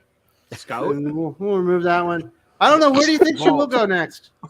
Mad Cave. No, don't say that. Oh, You're don't not say that. failing yet. Come on You're now. not failing Oh, yet. Hold on. Hold The second worst business sense company in comics, which would have been Oni Press. Mhm. So, Black Mask Vault, and Heather maybe? Ontos or Vault, yeah. Marriage Made in Heaven. Although Okay, I well, I like to ask Yeah, a would be question. good. Why does Heather Antos keep getting work? Because she made Gwenpool. I don't know. No, Like, I think feel it's like she's because riding that Richard wave. called her out on some videos, and so you can't Man. recognize how bad someone is because Richard's like a bad guy or something. Yes, so she must be protected at That's how I all feel costs. about it. Yeah. Yeah. Protect at all costs and continue to employ regardless of whether or not you know it's a money sink from minute one. Mhm. Because otherwise you're proving somebody bad wrong. Gotcha. Correct. She can work Federico for de Wizards la of the Casa. Coast. I love the Transformers by Furman in the 90s. Do we need Oh. now a Transformers to fight Megatron? How do we reach these nonsense? The robots. Well, they Josh, gave the you're part of the Transformers community. Regeneration. How did we get here, Josh? Man, God, I don't even know. Look, I'm not joking. I saw a video last night of a trans person complaining about what's going on in America right now. So that's where we are. Like, It's all about identity. And if you don't agree with the identity, then you're actually killing people. You know what I mean? That is violent. Because my identity, what I believe, is being destroyed. And I can't continue on that way. And you're harmful to people I love. Which would make I am a mass murderer then. Yep. Yes, you Think are. of the Doc. kittens, please. Yes, you are. I don't know. Nothing made me scared more about my potential You and Dave Chappelle. demise than Grand Theft Auto. It's getting ridiculous though. I mean, like, come on, like enough is enough. Let's stop this nonsense. Like, you're talking about madness. What we really need though is a non-binary transformer that just falls They over. have one. because- It came out last year. No. It just falls over because it doesn't have any code that works because it runs on binary. No binary. Yes. It's just a statue. I'll give you that. That's one of the better dad jokes you've done in a while. Oh, Says, I don't understand why people are complaining about the new Rise of Beasts trailer. Unicron, the villain we were supposed to get, but instead of a stupid King Arthur story. People are complaining about the trailer. What? I haven't seen it. Is it? I haven't seen the trailer either. I was kind of excited about They this. got Beast This is a real Transformers. movie. It's not an animated. It's like a continuation of the Transformers movie. Yeah. Is this a Michael Bay movie? Isn't that the plot from the beginning of the fourth or fifth one, where They have plots? Unicron No, yeah, is. I know it. Yeah. Yeah, I thought. I haven't watched any of these. And movies. they did the thing with the fucking with in the goddamn what the Doc's about to hard reboot. There were Oh my animal goodness. transformers in a Cranking. previous movie. Yeah, but they- I don't think they were the Beast ones. If that's what you're talking. No, this about. this is what this is that you had basically the they did the Tyrannosaurus Bumblebee movie. Rex. Yeah, but Different. that's different. Yeah, it's different. They did the Bumblebee movie, and so this is basically this version based off of the Bumblebee pretty much aesthetic. So that was much more like in line with the G1. Amazing. Oh yeah, That's no, that's what I'm saying. movie I Because always wanted. Yeah, that's the G. That's G1. But they went the to John Cena one. Yeah, there was the Yeah. one where they went to Stonehenge Yep. with Anthony Hopkins or This something. is the apology version. This is the apology for that one version. And this is what you Unicron this is what you should have got the first time around, but you didn't because Michael Bay was involved. That's what this is. Yeah, this is more in line. This is more in line with the '80s Transformers. I just want Megan Fox back. It's well, I don't know about you getting that. No, It's pulling from the Beast Wars story too. Yes. I mean, when I was younger, you had the animated series, and I loved it when I was younger. So I'm kind of excited. Yep. There you go. We don't know what you're talking about, Cal. Federico de la Casa. I started collecting Marvel comics because I started with G.I. Joe and Transformers and discovered the Black Spider-Man costume. Toys started my passion. Amen. Yep. It's that simple, Great gateway man. drug. Yep. Absolutely. I recognize this thing that I love. I know it's over here too. Let me go check that out as well. Oh yeah. Unless you're Yul Carter, then you're like, fuck that. No, I mean, we all have our comic books. Ruin the we all fun have for our everybody. gateways. Mine was the Electric Company, you know. Yep. The Electric Company. Spider-Man was on the Electric Spider-Man Company. and the Electric Company. I can Easy read more reader. things about Spider-Man. Oh my gosh, Yep. there's a cartoon. Oh my gosh, Mhm. there's toys. You know, of course, you know, we all have that drive, but when we start being selective of what we buy, And putting That's when Spider-Man on That's Spider-Man, Electric yeah. Company was a great I'm like telling marketing you, decision. It bored the crap out of me. That Spider-Man. It might be the only one. I was like, "What the hell is this?" You don't like I wanted, Black Grew up Suit? on that. I wanted to see that pinball machine going around and counting and singing. I was, That's what I was a wanted. kid. You had to learn how to read to see what Spider-Man was saying. That was Yeah. encouraging you. I thought that was pretty cool. You know, one of And the few things that's gotten better with age over time, Sully? Me. Pinball machines today are better than they used to be. mhm. Yeah, Yes. that's true. Man, they're modern pretty pinball. amazing. Yeah. Who would have I thought have a it'd be so pinball head interactive? at the store. Yeah. Yeah. Wraith X7, the best licensed comic books were Marvel's Micronauts, ROM, and G.I. Joe comics. Yeah. I mean, This is if you don't my- if you don't like Mike Golden Markinauts, there's something wrong with you. That's my Micronauts Volume 1. Mm-hmm. All the issues of Mike Golden plus the annual, I including thought you the hated graphic Captain. novels. That looks like a book. Yeah, look, it even has the advertisement still in it and the covers. Yoel, did you have that bound personally, or did you buy it like that? Yeah, there was a place out in Texas that used to do it that we would send our comics to. So I bought I had a bunch of these, and I had to get a few of the issues from my comic shop. I did this before Captain Universe. The 8th issue was expensive, so I just bought like VF copies, and they're in here. And it's got the advertisements and the letters pages, so Nice. I have no regrets. Yeah, I've got a friend he's in the process of getting all of his comics bound so they'll last longer, and I'm like, dude, his bookshelf looks so nice. Yeah. It looks so nice. You can make jackets if you're inclined. Yeah. It just makes me so sad to see all those floppies be destroyed. Yeah, for a guy that hates like slabbing and hates graphic novels, you made yourself a graphic novel. And hates licensed comics. Graphic novels. You I hate like the term. I hate the term graphic. This You is a get collection. offended by it. I'm with you on that one, you. Everybody's. It's just hoity-toity, you know. Yep, that's right. Thank Mouse for that one. Graphic novels. Yep, thank Mouse for that one. Yeah. Well, there's I understand you want to make your thing bigger than it really is, to the point where you'll even have a writer come from outside and have your characters raped. It's okay, no problem. Validation is a beautiful thing. Joey Jojo Jr. Shabadu. Great. I think I got it. But I love that picture. name. The same. Shabadoo. It's Shabadu. I guess I got it wrong. Isn't it sad that an IP holder can probably put out a book through a crowdfunding campaign and make more money than through an actual publisher? Yeah. Certainly can. There's a reason why Boom and Dark Horse and some of these publishers are doing that stuff. Dynamite certainly has a strategy for doing crowdfunded platforms for books. You get more of a word. You get the more enthusiast fan. You saw what Keanu Reeves obviously did with Berserker, and it was a success at Boom. Can I so his picture is a Dan Clowes drawing by Fantagraphics, and all the Dan Clowes comics and all the arty stuff that Fantagraphics did was because they put Eros comics out also, and Eros is where they made money because it was pornography. And because of that, you had 8-Ball and all the other books that Fantagraphics would put out. Kind of like the question here, about crowdfunding. Like, you have to have something that's able to pay for the rest of the stuff. It's like Batman and Spider-Man from Marvel and DC. Exactly. What do you think pays for Moon Girl and Devil Dinosaur? Right. You hope that when there's a big crowdfunder, that all the little people can be found also as a result of that.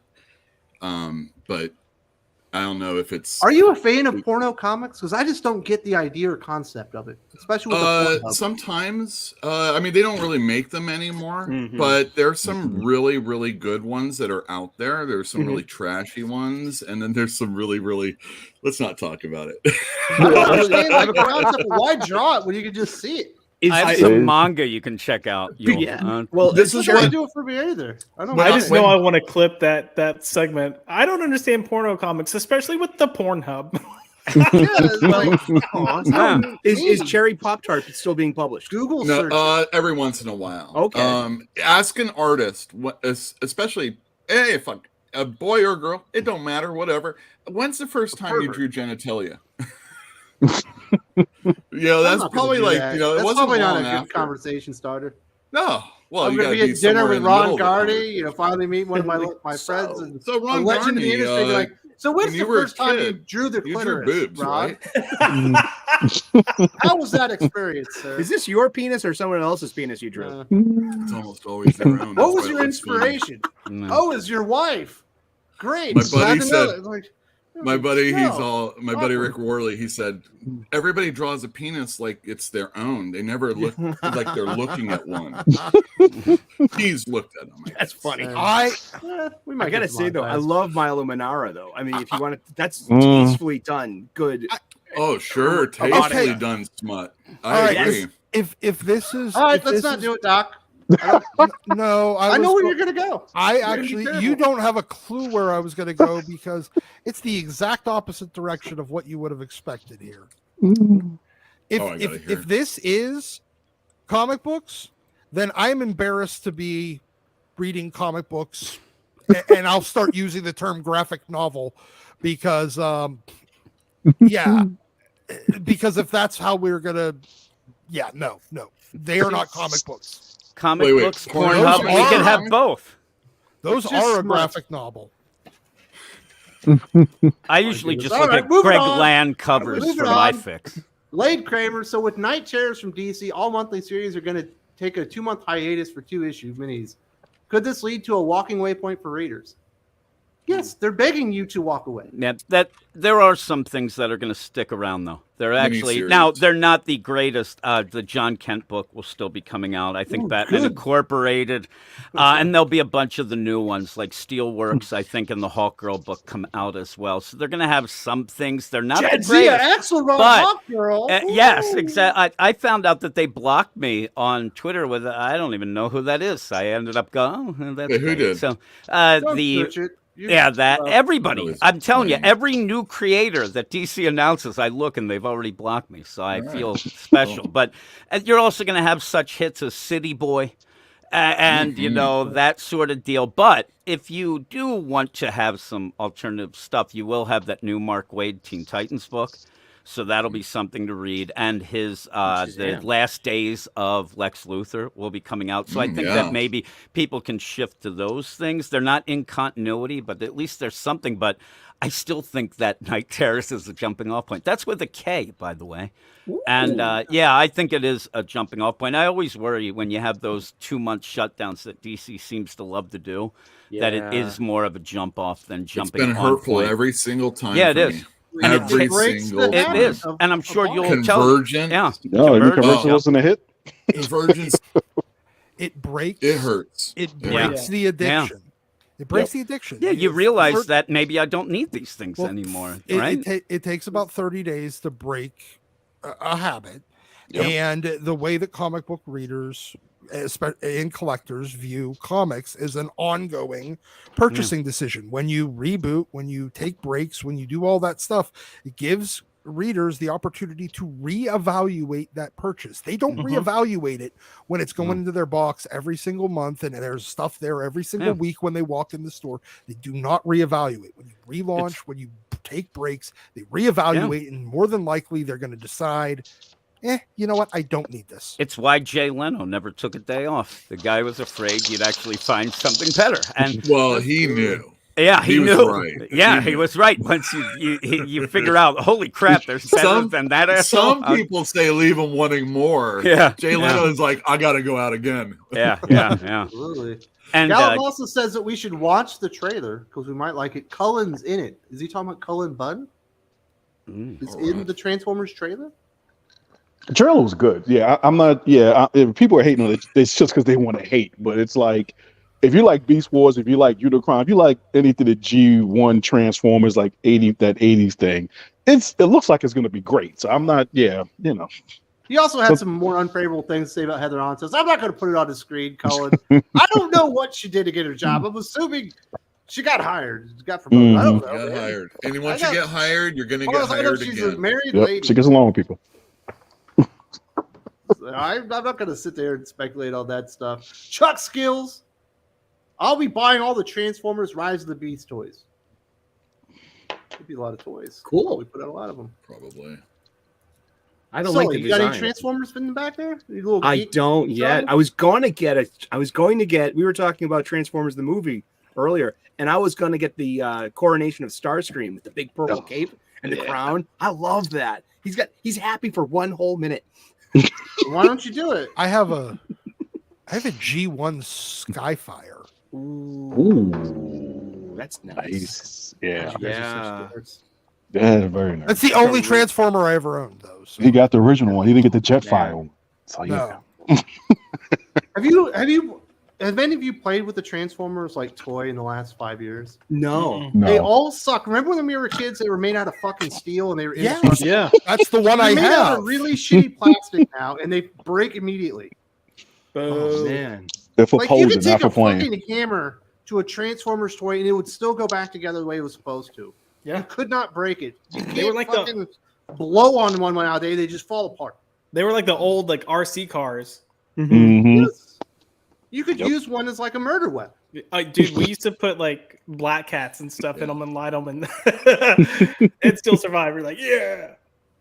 Yeah, it's so disappointing. You know, you get them for the kids, they just fall right apart. Especially my kids, they break everything.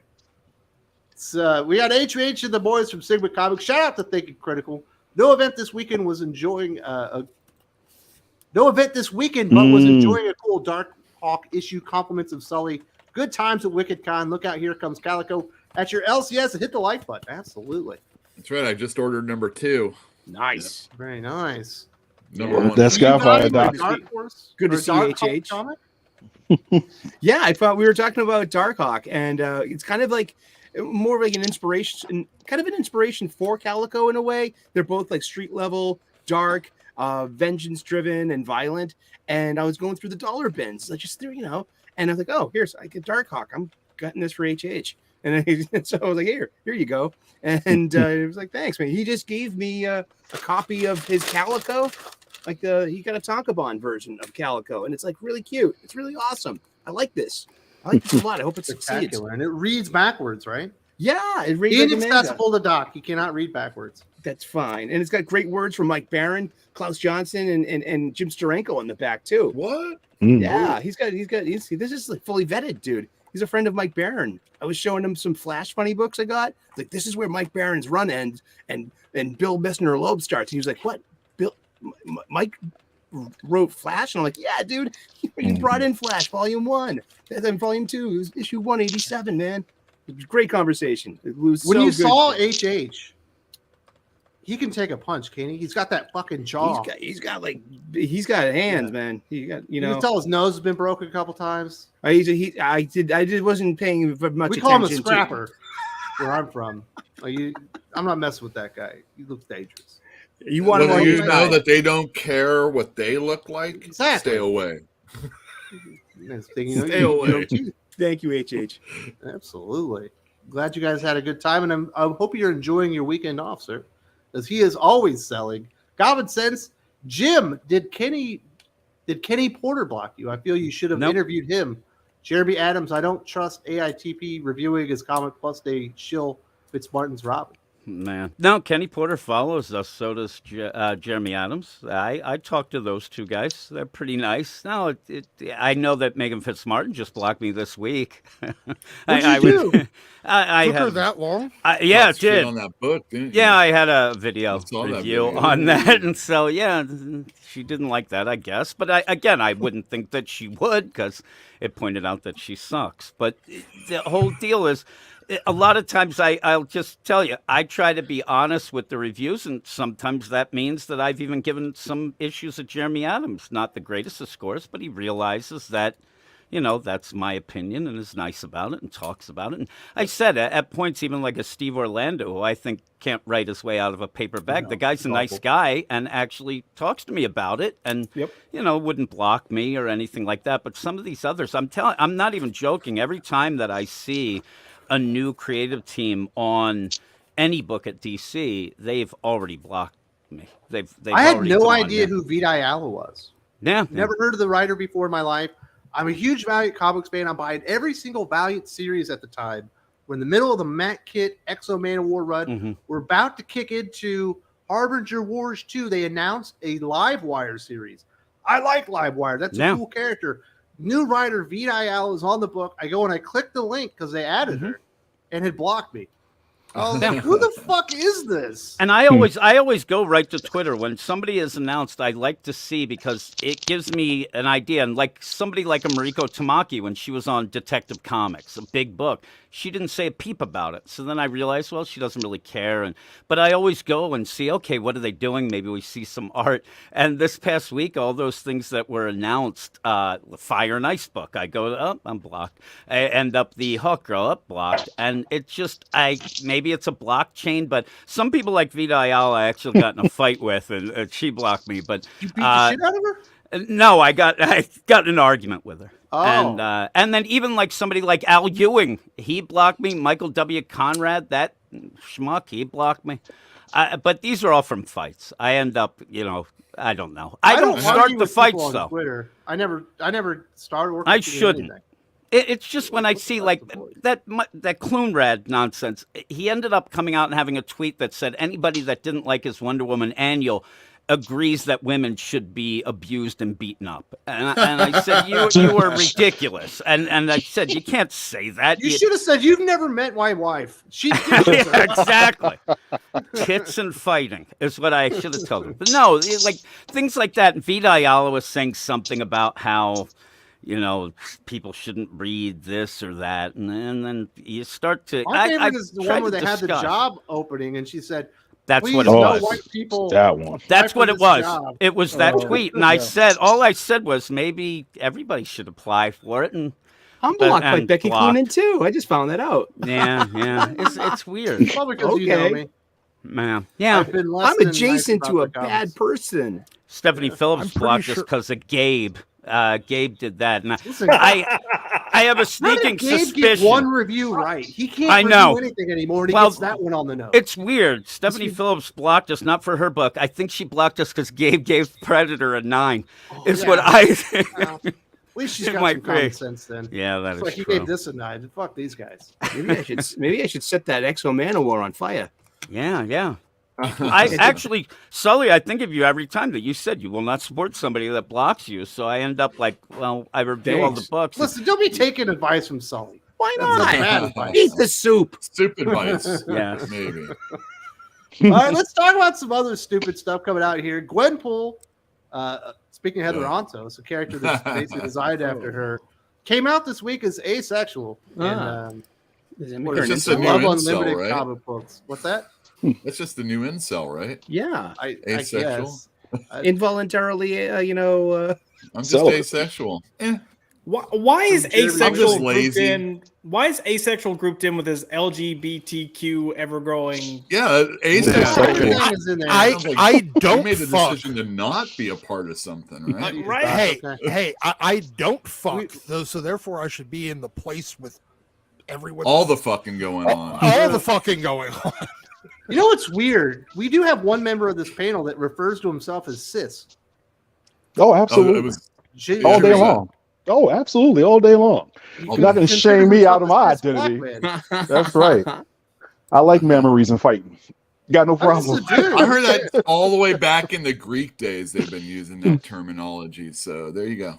There you Oh go. no, yeah, no, but yeah, when I got introduced to the word cis, it was definitely used to like illustrate to me how ignorant I It's a was about pejorative. sex. Yeah, exactly. It's a pejorative. How ignorant I was about sexuality. So I said I'm supposed to be ashamed because I like women. No, that's not going to happen, sir. And I proudly wear cis all day I long. see. Should we It's all like- get shirts that just say cis on the front of them? Oh, I'm working Wear it on loud mine, and son. proud? Yep, I'm working on mine. Okay, very good. They will be hitting All the right. animated concepts with website store. It's like no, and I think that's what like Josh was gonna say earlier about this whole identity thing. Like it's just getting out of control. It's like, look, you understand that nobody should be,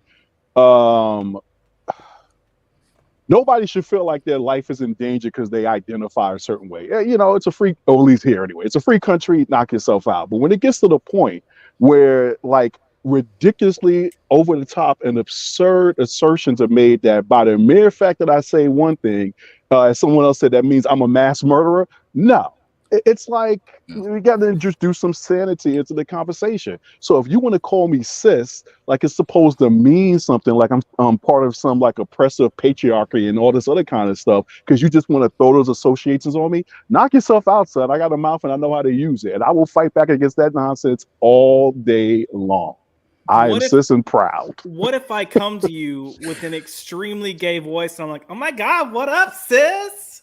I got no problem with that. It's like, how you doing That's today? spelled differently. Yeah, That's spelled No, differently. I know, Yeah, I know, right? I know. But it's like, and it's like, what, you expect me to It's like faint? the weirdest You stuff, know, dude, come man. on. It's People are like- using the logic that yes. if you have a preference just in the race of who you want to sleep with, if you don't want to sleep with black people, that means you're a racist. So if you're a Dig black it. person that doesn't want to sleep with white people, you're also a racist. And if Josh doesn't want to sleep with a woman, he's obviously a fucking misogynist. Exactly. Oh, Yeah, I'm glad you that's- understand this. Wow. That's how I that's see that's that how it now. goes. I am. Gold star gay. Wow. Look, I So like big gay butts and I cannot men lie. are Think the that's all there biggest is to it. I just don't like misogynists there small- are. Yeah, I don't like small booties. That's what to tell you. Oh my goodness. Are you Sorry. doing racial stereotypes about white women's booties? Oh, There's look, some I don't big- have You to. have do not like been in a out there. Walmart in the Midwest, Exactly. You've sir. never been to fucking Alabama or something, man. Jesus. A stereotype is a stereotype for a reason, people. That's what. Oh, oh my goodness, man. That's Damn. get me in trouble. That's Oh, so racist the Irish. coming out. soft racist now. Soft racist now. Come Josh, on why now. do you hate women so much? You won't You even know- bang Come on, Josh. Hey, look, listen. How many times do y'all come on here and talk about your wives nagging? Okay, I mean, look. Because it's Gaiman true. Gaiman was Every the same day. thing. Because they do. I'm Basically, almost on the married, point of like, you you know what? got I'll get just be nagged, asexual. Josh? Why not? I'm so sick of hearing people bitch and complain. Like, go Josh, away were you not nagged when you were in your relationship? all the fucking time. That's what I'm saying. Exactly. It Gaiman doesn't do it matter. too. That's why I just want to. It's universal. Well, rolls are rolls, man. That's right. I'm gonna start going around being like bros before hoes. So you think, but do you think Gwenpool's new identity has some kind of counterpoint to Deadpool being a pansexual? No, I think so- Jeremy Whitley's just an idiot, and they had nothing else to do with the character. Yeah, part of me Jeremy thought Whitley. part of me thought that exact same thing. I was like, I wonder if they're doing this to be in opposition to the fact that Deadpool's pansexual, and I was like, you know what, that could be kind of funny if they're trying to take a humorous approach to it. But then I read the article and their approach and why they were doing it, and I was like, nobody cares. Like nobody fucking cares. Stop doing like The humorist, the humorist approach would actually be because Gwenpool always does stuff to make sure that she stays relevant in the comics, and you could poke fun at the idea that she changes her gender identity because it's like, oh well, everybody's doing it, and that ends up making you have longer. You could have fun with it, but they're not. Sure, you could. Well, I mean, that'd be like a what the though. and Yeah, they don't yeah. do that either. First of all, Deadpool doesn't fuck pants. He only Pots. and honestly, he's straight. He just makes gay jokes to make people uncomfortable. That's all he does. But Well, I mean, Pansexual that's indicates that you- 80% of my makeup. Enchiladas are enchiladas phallic? but now Gwenpool actually it sort of makes sense because she's supposed to be a person from the real world that got sucked into the comics, so she doesn't want to fuck cartoon characters. Yeah. All right. Okay. That makes No, sense. I mean, that's that would be Jessica Rabbit, have you? that undermines every aspiration I've ever had in life. What do you get? I'm decided to be want to go to Oh, cool man. world. What are you talking about? Shivane, you're the dude Shivane that some likes of the those. porno comics, huh? yeah. Like Hey, I'm look, sitting there, like, I have been clean for like 20 years now. yeah. So no, I mean they could do it actually well if she's like, we're not. You are literally ink and paper. I am actual flesh and blood stuck here. Yeah. I'm not sleeping with you because it's weird. Eventually, you would be okay with it, though. It's just like prison. Just like prison. So all you guys saying she's just better than Gabriel Byrne. So what you're saying is Tarzan definitely hooked up with monkeys. Dude, all right, so well, you try not he to at talk least about that. He at least thought about it because he knew that he was getting to an age and that he was like the best monkey of the tribe, right? And so there was He a lady wasn't that the was silverback. presenting. What was that? He wasn't the silverback. He was a big deal in the tribe. Let's just Well, say yeah, that. but he wasn't the silverback when he meets Jane or whatever. This isn't Jane. This is when he's like just hanging out. It's somebody with them just all. growing up. It's like what Peter And David did in the he's Aquaman growing series up with the Dolphins. one, and she's presenting, and he's like, "I know I'm gonna have to go hang out with her soon." And then he started to hang out with humans. It's like, whoa! It's like in the comic book. I'm reading this. I'm like, oh my goodness gracious! Another license, by the way. Yeah, he was a racist because he wanted to sleep with monkeys. But anyway, For No, the he record, did. He did. I think he he was did. okay with it. Yeah.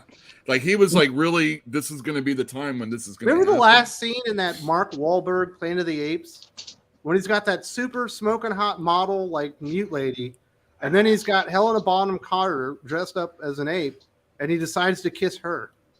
yeah. It was Well, who almost was as weird as directing when it? that one hot chick wanted to make out with the Predator at the end of Aliens vs. Predators. What? Remember they were looking at each other?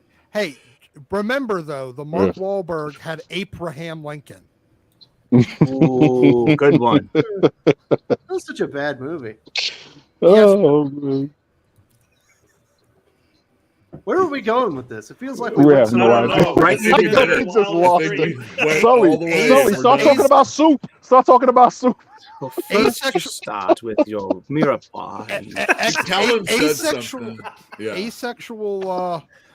Apparently, Oh, though, the chat there's at least one member of our chat that thinks we are disgusting pieces of human trash. Really? That sounds Wait, like what Matt's did we wife. do? That Probably right. sounds about accurate. So Mom, what That are you was- doing out That there? was me. That's right. I've been asexual since I had my 5th kid, so I'm right there with Gwenpool. I am in. Right. But yeah, it's just a ridiculous thing to even announce. It's so ridiculous. hey, the character that you can never see having sex on the panel because it's an all ages comic will never have sex on the panel. Doesn't have Okay? sex. Every single character here is asexual. It's a friggin' all ages comic. There you go. Cal Lyle has to speak up. He says asexual isn't real. It's a feeling. If it were, men and women would get pregnant without doing it, like fish, lizards, and frogs. Oh, like the actual, like Terminology, I guess. the definition of asexual. Yeah. They're just really lazy. Yeah, that's what that's what it is. Yeah, I'm you can just say you're a couch potato instead. Actually, I'm I asexual. don't think Jim is asexual. I think he's an incel now.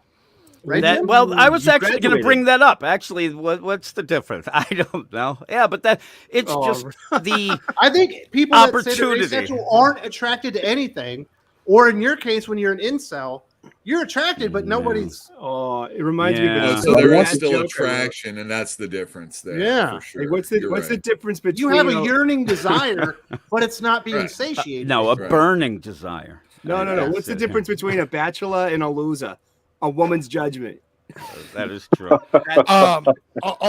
So wait, we're asexual. Okay. So Jordan White. We should He's start married. going He's through got all the kids, man. editors. That definitely So then proves incel is what you're saying. yes. Yeah, He's got kids. I'm assuming he had sex. I'm Yeah, pretty incel. sure. I mean, they're I've seen her that boyfriend, mustache. Her mom's Most boyfriend. married people that I know are pretty asexual these days. Yeah. Not tonight, honey. I've got a headache. Whatever. Federico de la Casa. The problem is these writers don't like the work they do, and it shows and use LGBTQ as an excuse because they have no creativity to play the victim card. I think you're absolutely spot on in the beginning. A vast majority of people working for Marvel and DC feel it's beneath them to actually write superhero comics about characters in tights saving the day and stuff like this. So they get their foot in the door because this is the paying gig that they can get, and they try to transform everything into actually what they would like to write. And that's why we are It today. feels Yeah. that way a lot. And that's of been going on times. since the 90s. That's been you had people like that since the definitely since the 90s. Well, yeah. I mean, there's a point in time when we kind of grow up, but we still like that stuff that we've been reading, and so we do want something a little bit more sophisticated. Let's say this isn't necessarily sophisticated. This is just the thing that everybody's paying attention to right now. In another 10 years, it's going to be something else or whatever it may be, and it just feels like very now, and it isn't very exciting. It's not very creative, and of course, we are also seeing a lot of times creators don't want to create for the big companies for Yep. obvious reasons, understandable Rational reasons. And Yep. this is the only thing I'm not going to do something special with Spider-Man. We'll just make someone gay, or well, whatever. I think we can all just happily say at this point with all certainty that Gwenpool is the ultimate, ending of the inevitable conclusion of the variant covers gimmick when it goes way too far. Absolutely.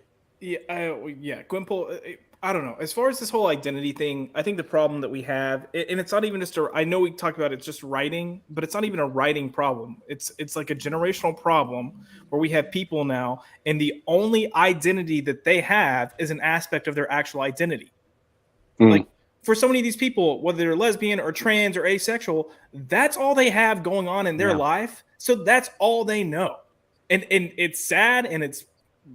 Doc's only got comic books going on in his life. I mean, it's pathetic. He's got I'll give you more that. than that, though. I mean, Nah, I've it's talked like to him. 95%, He's got but he's got dates. another 5% there. But I mean, seriously, like everything 5% hockey, that's 90%, all it's about. 95% comics.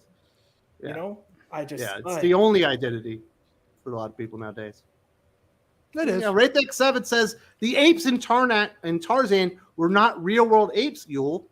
They were a fictional species of talking man-like apes called the Mignani. I am no expert, and I've only read some of the comic books. I can't wait to. I have a lot of Tarzan set aside, but that's going to be a while. Are you reading the Dan Jurgens Lord of the Jungle? No, I've heard that's pretty Dynamite? It's good. Yeah. Is it? Yeah. Excellent. No, I see. The apes that I was reading, they seemed pretty normal. Like there was poaching going on and stuff like that. And I thought the early Joe Kubert DC Tarzan was pretty much lifts from the books, but I could be wrong. Again, I'm no expert. There we go. Well, Good conversation. I mean, look, the thing with Gwenpool and being asexual, you have a bunch of people write from their experiences, and you got a bunch of people that have no life experience writing comics. So they write what they know, which is nothing. Well, but at least if you know comics, like you're well schooled, like your X-Men, But they don't. That's the problem. And or maybe worse, it from the cartoons that were going on in the aughts or 90s, and those are really distilled version, not even Oftentimes completely deviated. Distilled, deviated and not, Let's talk about some deviated versions.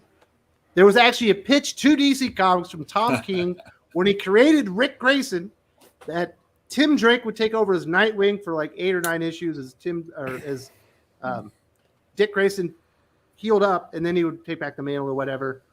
Josh, you are a big fan of Tom King and Nightwing and Tim Drake himself. What did this have gotten you excited? And you did like the replies to the tweet, right? So the funny thing with this is not new news. Like Tom King talked about this while still writing his Batman run. Shortly after this happened, when Rick Grayson was getting shit on, and I think it was more so him trying to save face after the whole wedding debacle. But when Wes sent the list of what we were covering, and I saw this on there, I was like, why are we talking about this? This is old. But apparently he retweeted it, and now everyone saw it and is going on. I would have much preferred this, mainly because at the time, 2 years of Rick Grayson, yeah.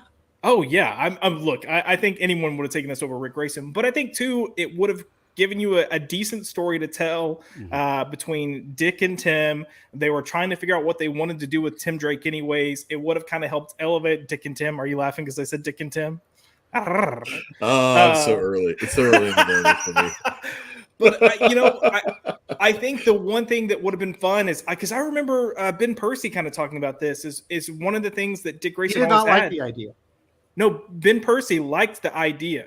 Ben Percy was originally on board for doing the story. It's when they got rid of the Tim Drake aspect and going into Rick Grayson, that's when he's like, I'm out. Because he had actually started writing for this story. He had started planning scripts and working on scripts, and then they did a quick change at the last minute. But his whole thing was going to be, he'd given an interview at one point talking about how Dick is always so confident, and then you're going to lose his confidence. Like the one thing he's always felt comfortable is when he's kind of flying or falling through the air, and now you're going to have a Dick Grayson that he has trouble just moving. So how does that change him as a hero? And I felt like that could have been decent. It could have been fun, way better than Rick Grayson, but we didn't get it. But yeah, Tom King's posted that, and then multiple people that came in and commented under it, talking about how shitty the Rick Grayson story was, were people that actually worked on the book. So you had Ben Percy, who was writing it before, and when the whole Rick Grayson came about, he bounced. He's like, yep, heard about that, and then I deuced out. And you had Fabian, who wrote some of the Rick Grayson stuff, talking about that happened. And I've talked about Fabian writing those issues before, where I actually reviewed one of those issues and I slaughtered him for a script, and he came back. He was like, I didn't write these things. He was like, I know my name's on that as a writer. This stuff was changed. I did not write these lines. And I was like, I'm glad you said something, because I was about to trash you again next week. But who was that? Fabian, Niciza? Yeah. However you say his last name. Yeah, he came in and did a few issues of the Rick Grayson. It's just work for hire. I'm just putting words on the page. They might even make it. Pretty much. Yeah. But yeah, they went through and changed.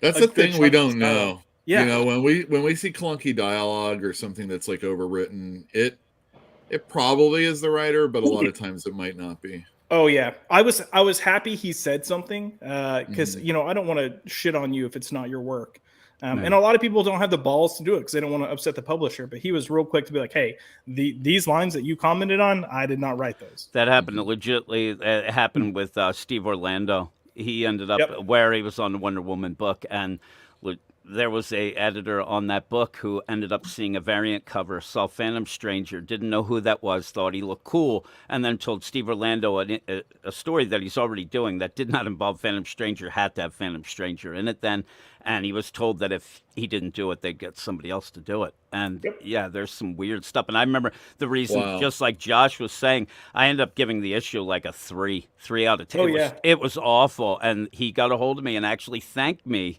for seeing through the idea that this didn't make any sense. And he said that luckily, because there were 10 out of 10s, and he said these people don't realize that they're just justifying this nonsense that goes behind the scenes. So, it's a lot of crazy stuff like that keeps happening where, the editors are more involved than we actually even know, and they, you know. Sometimes I liked Orlando more than I do. I just can't. I know. His stuff just bores the shit out of me. I just can't handle it. If you read his dialogue out loud, it's so wacky. It's so wacky. I've given the guy a lot of time, I feel. Yeah, and I just can't do it anymore. His newer stuff, I liked his Midnighter, and I liked his the Shadow and Batman. I thought his Shadow and Batman was excellent. I thought it was better than what Scott Snyder did. And then he did stuff for Batman Eternal that I thought was decent, but I could understand what some people would see it as boring. Yeah, but I haven't really liked much since then. But I had an interaction with him as well, where I just pooped on one of his books. It was the Justice League of America book, and he reached out. That was some dog shit.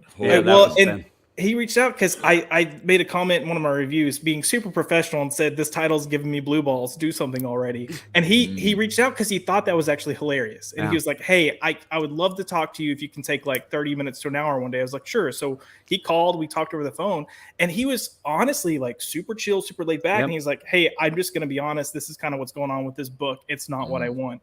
And it was the same thing. Like what was supposed to be the third or fourth arc, or what was the third or fourth arc in that book was supposed to be the first arc. The whole reason they brought that team together was supposed to tie into Dark Knight's Metal. They abandoned that. Like it's just so much weird shit. Remember at the end you were supposed to have that Justice League Foundation. It was kind of leading to as well with Vixen, and it never came about. But you could tell like some of the things that he was doing, you could tell that he just wasn't into it. But yeah, he actually told me on that book and got a hold of me as well that he would drink wine before he read my reviews. He said, because I'm telling you, these were like 2 out of 10. Oh, that was so, when you have Prometheus, such a big deal, gets taken out by a random lady with a taser. It's like, oh my God, it was so bad. Yeah, it was so bad.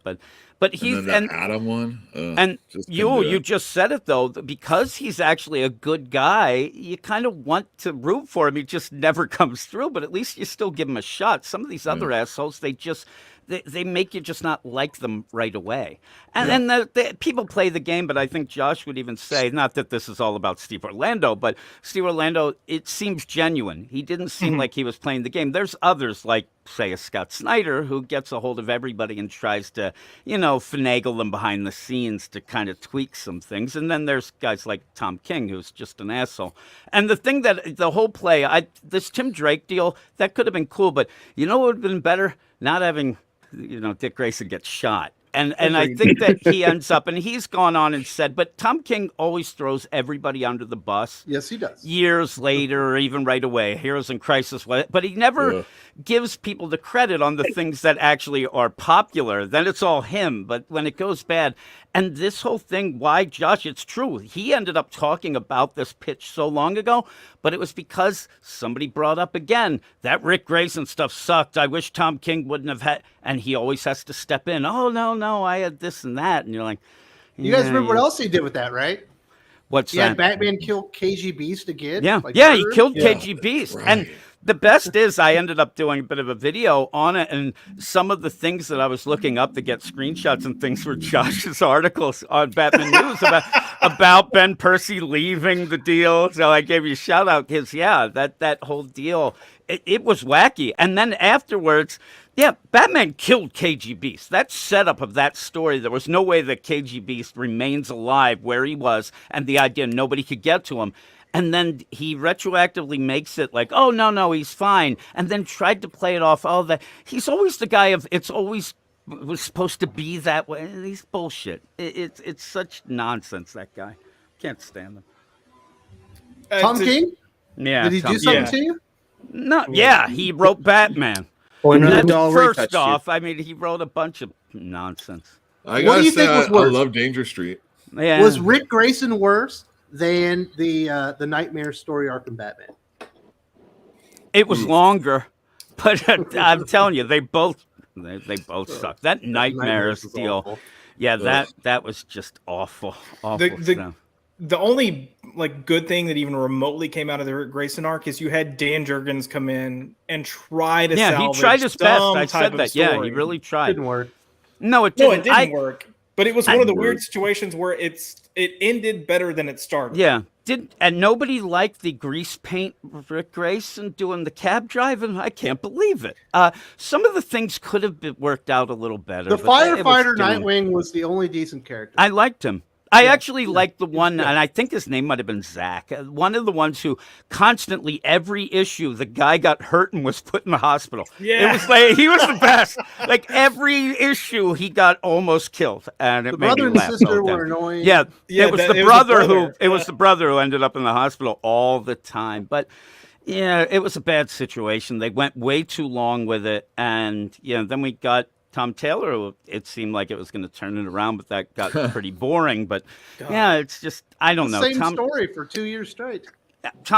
And this won't be the last time that we'll have a story about Tom King coming out and saying this was supposed to be that, because I think he is a very Strange Adventures, he insecure didn't man. do that. No, and he's insecure. He's a guy who seems I to never wanted always to make want to Adam have Strange a war criminal. praise. Yeah, exactly. Or Mr. Terrific wants. Remember his when he's kids walking and- behind all those people just blowing their brains out? Yeah, nice. Just he's a piece of work, that guy. But yeah, We some should people just like do a stream about Yulson. Tom King when it's We a could. slow week. Yule likes Danger Street, and I heard a lot of people do like it, but there's a lot of people who will never read another Tom King book. But he does have his fans, and the problem I see with that is DC puts him on He had 2 Wonder books Woman. outside the top 100. I think he's getting less fans by Well, the he has less fans, but the problem is there's such a insulated group that I think that they Bunch of only read incels, Tom what they King. are. Incel. Maybe incels. Yeah, I see what you- they They're end up where insulated. he never makes people like you read his books and it doesn't inspire you to go read other. You're just a Tom King fan a lot of True. times, I think, Yep. and You're you right. end up and I wish that he was more of a hey, let's get this pump up. He's a jumping off point for a lot of people. You're as well. not. You remember like editor's notes in comic books? Mm-hmm. There's no editor note for a Tom King book that doesn't reference a Tom King book. Nothing ever. So he And has that's what his it would core be. fans. They're just there with him. But the problem is they start yelling when you have another character. Like Wonder Woman, even if it doesn't even resemble Wonder Woman, they'll demand it's the best Wonder Woman ever. And that Wonder Woman stuff with Tom King is just going to end up, that's just for hype and to get people to, It's going to be hard to can't be wait for- worse than this Wonder Woman, though. Yeah, this is pretty I can't wait for her to murder Steve Trevor because he needed it. No. A kid will die. I mean, you have a lot of things that happen. And he actually... Diana, why did you kill Steve? Like, I thought you loved him. Needed killing. He Yeah, had to he go. needed. One of the books that will be coming out during the Night Terrors with a K, I didn't mention, was the Brave and the Bold book that Tom King and Christopher Cantwell both together will have stories in that. So Oh. that'll be coming out as well. But it's Tom King telling another Batman Joker story. And who needs that? Oh, is Joker gonna like stab the shit out of Batman again? And Or are they going My to fuck? favorite Tom Look at moment is when the Joker goes into the wedding. He breaks up this wedding. Batman shows up. He holds the woman hostage, blows her brains out right Yep. in front of Batman, and he literally does nothing. He No. sits down and prays with him. and then he gets shot in the face for it. Like, yeah. In Jokes and Riddles, Riddler was a child killer, and Batman's like, "Yep, give me your emblem. I'm going to put this on and walk around town with you." It just he doesn't get it. Jokes and Riddles, Yeah. and that whole Hated that story one. was just for a punchline that Kite Man played a joke on the Joker. Yep. Uh-huh. That's it. That was the entire payoff of the story. And then People told me it was everybody great. fucking went around and said Kite Man like they were part of the Carol Corps. God damn it. Oh, Kite Man. I love Kite Man. Remember Kite Man? Kite I Man, love hell It's yeah. like Carol Corps. It's like, stop it. Stop Yeah. it. He's probably giving buttons out at shows if he showed up. Mhm. That's what I'm assuming. Kite Man buttons. With his bodyguard. Condiment King. He's next. Damn. He likes make me Condiment hate- King. He doesn't deserve. I the agree, top though. three. That's the reason why I like Danger Street. It is chef, come on. isolated, and I don't have Yeah, to worry yeah. about anything else. That's what I But worry about that's Wonder not Woman. a way though. to write a Wonder Woman comic, No. you know, Right. or a Batman comic. No. But it looks like Wonder Woman murders a lot of I don't know, police officers, so that's good. All right. That always works out. There's at least Yay. about 30 of them on the ground. It looks like she killed all of them, so pretty smart. Well, she I got looks that like in it. Nemesis. They'll be Reloaded. robots. Looks like it. It doesn't necessarily have to be that. It's a Yeah, I Tom remember- King book. Yeah. Yeah. I'm just I waiting for watched the Adam mommy Strange- issues to come up. Yeah.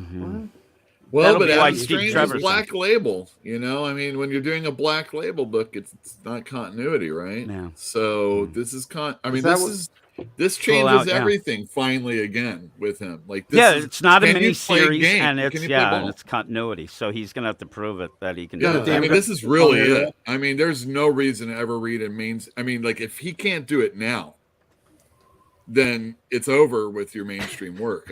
I mean, if it isn't already. Well, as long as Yeah. James Gunn keeps talking like this dude's a big deal, I don't That's think what that's I going to think stop. it is. Yeah, but they're only talking again about out of continuity stuff of his. You know, I stuff that think it's doesn't all- really matter.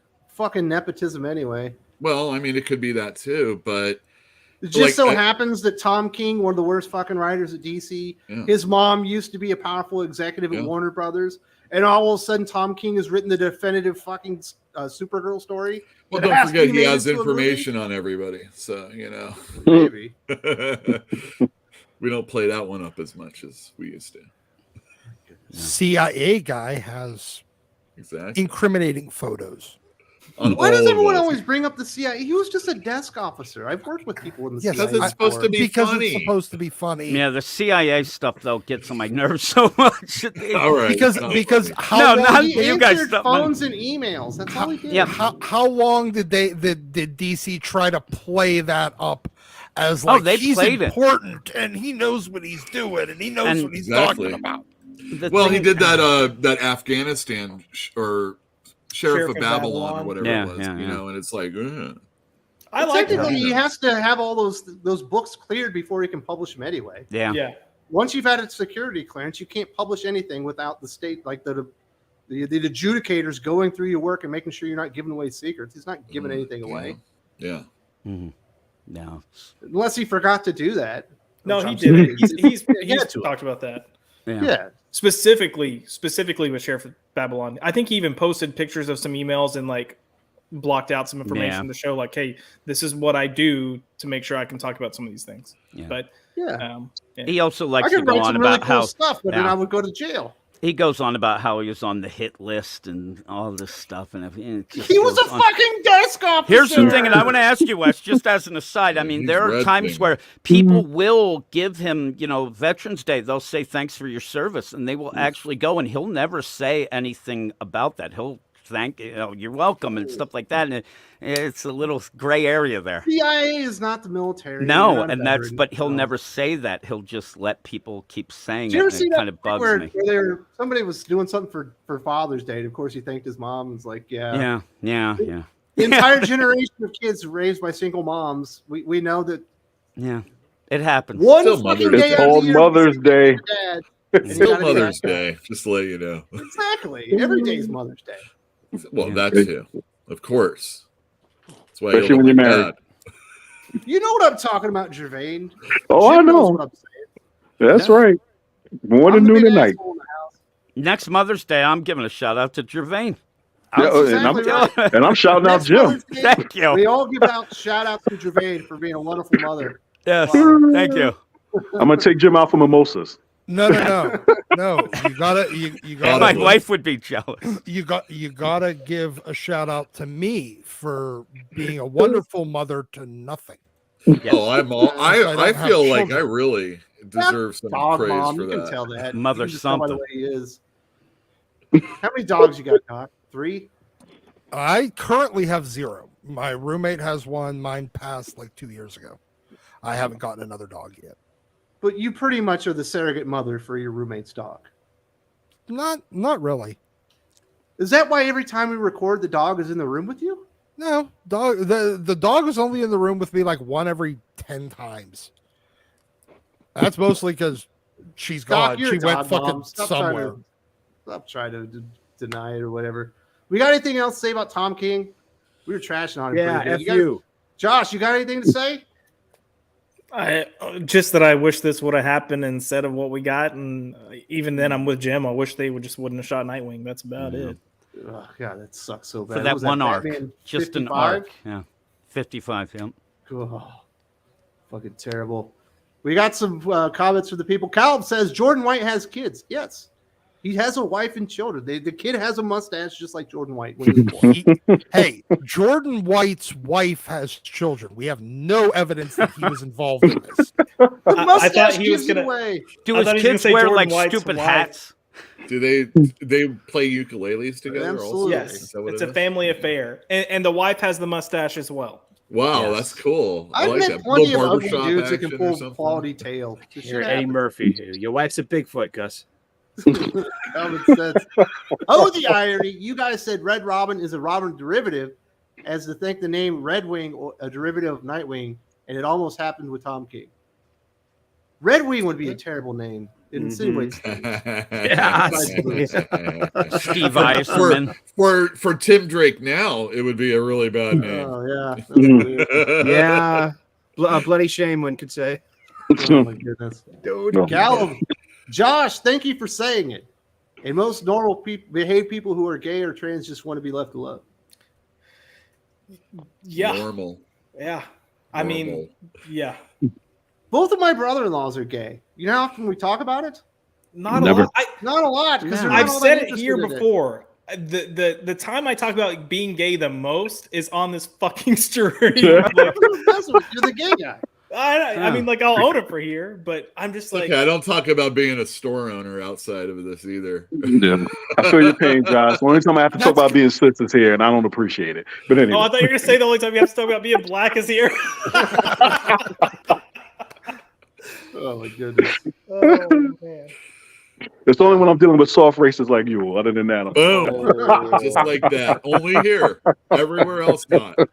that's right. Hey, this is the only place where I talk about being black. It's true. Joey Jojo Jr. Shabadoo. Tom King writes like he's going through menopause. He is, actually. Yeah, Quite yeah, literally. yep.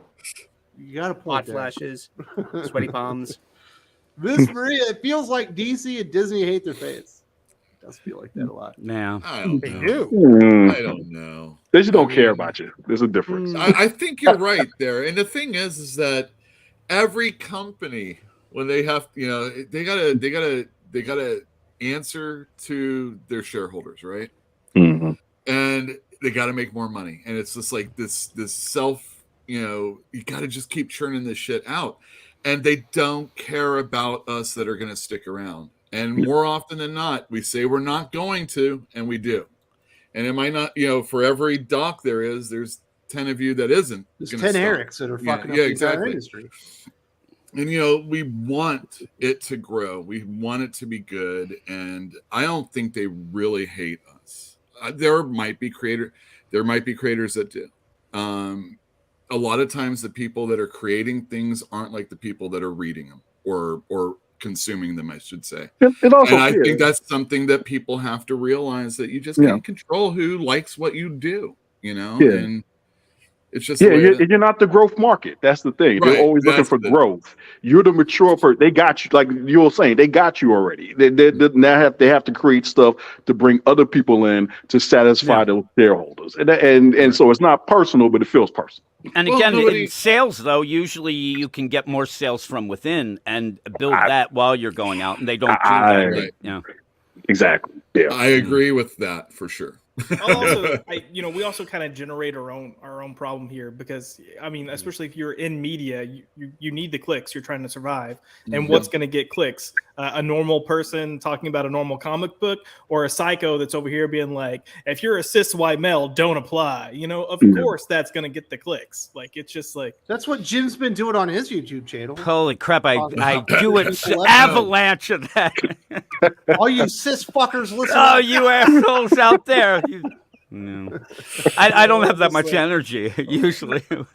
Yeah, I think that they don't hate their customers, but they don't ever, pretty much realize or acknowledge that when they are hurting some of their customers or losing them, they look at that more as, oh, those are just haters themselves, and they're not worth it anyway. They seem to be fighting this, what they think is a good fight, and I think that it's hurting them. Obviously, it is, but I just think that they are blinded a lot of times to the idea that they are losing some of their fans, and they think it's like, oh, they're haters, we don't need them, and obviously they need them.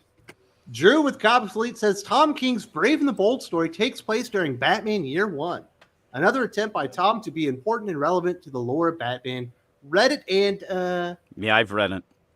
Yeah, it's. I mean, I think Drew will agree. It's Tom King. It's 100%. Well, it's a good thing Tom Frank King. Miller didn't write a good Batman Year One. To begin with. He had to add to it. Just keep in mind that most number ones by Tom King either has a kid dying or watching somebody die. It's a weird thing that happens almost every time, and it happens. Or kidnapped. We had a kidnapped. Kid one time. But that's the funny. The Up in the Sky, the Superman kidnapped and a kid dying because the one kid who saw the kidnapping actually died. That's right. You're yeah, right. so there was a double dose there. Tom King, well, I mean, issue one's normally the best, though. They're normally pretty his best issues that he does. Yeah. fair. in Danger Street, a kid dies. Yeah. Actually, and an adult dies also. Yeah, so yeah. That's wild. I didn't know that. What about just watch Vision? Is it that way? I don't think so in Vision. I don't know, but his Batman, the Bat-Cat book that came back, kid died in the first issue. Absolutely. Yeah. You're glad that you didn't. Doc says No, to like the I am, smash yeah. button now. You can Would you also like the lick smash it button? if you want. Like the smash Maybe button. tickle it, like caress it gently. Don't fondle it. You can fondle it. Nah. You can it's too definitely much. fondle it. Just don't do it on You camera. You can kind of molest Absolutely it not. a little bit. Caleb says they do hate it. She-Hulk made that loud and clear. Well, all right, but that's Hollywood. But Josh really liked She-Hulk, and some of the writers were comic writers. Zeb Wells was a writer on She-Hulk. So was Cody Ziegler as well. Well, do we really count Cody Ziegler as a writer Well, he's right. working. in any way? I mean, yes. Look, I mean, the same way that All right, I stand And corrected. he's- You're right. and They he's hate special. us. Boom. Thank you. You'll finally came around. I think there's like 40% of the people that are problem, and they're getting like 85% of the attention. I mean, everybody likes to talk about Ann Nesenti, but she was cantankerous. If you read the right article, she didn't like the fans There's a that difference much. between Marie being moody Severin and an talked asshole. shit, and I do think Ann Nesenti approached it though as like she really tried to find the best story to tell with the characters while respecting the characters, and that Sure. makes a difference. well, she had a job to do, and she was trying to do it. 100%. I don't. It's just John Byrne was a cocksucker. He's cool. for sure. Yeah, he still kind of is. he He's still an is. asshole. He's always been that way. You're right. That stuff I mean, doesn't it was bother the me. difference between wanting to do comic books and being an asshole, as opposed to being an asshole working in comics, I guess. Agreed. Whoa, what was Front that? Is that door. porn? Are you on Pornhub, Eric? No. Not I was just opening my was you? door. Yeah, I was opening my door. That's the That's our authentic good old sound of security Chicago. system. All right. Well, let's get into some comic book recommendations. I know, Jervain, you actually overstayed how long you said you were going to. You recommend any comic books this week? Yeah, for me this week, while not a whole lot. Hold on 1 second. I was going to refer my list. Definitely Clobbering Time #2. I'm enjoying that so far. Enjoyed the first one, so I'm looking forward to the second one. We talked about it earlier. Last Ronin Lost is #3. If you haven't read it, because it's got some great Mike Mignola art, they've got a Rocket Raccoon Marvel Tales out. So, that hard to find elusive first issue. Now you can read all 4 of them and not feel bad. And then Adam Warlock, Strange Tales facsimile editions. I'm really enjoying these facsimile editions. So those are my 4 for this week. Man, DC used to have the best facsimile editions. They blew Marvel's away because of the paper they used. It felt like old school.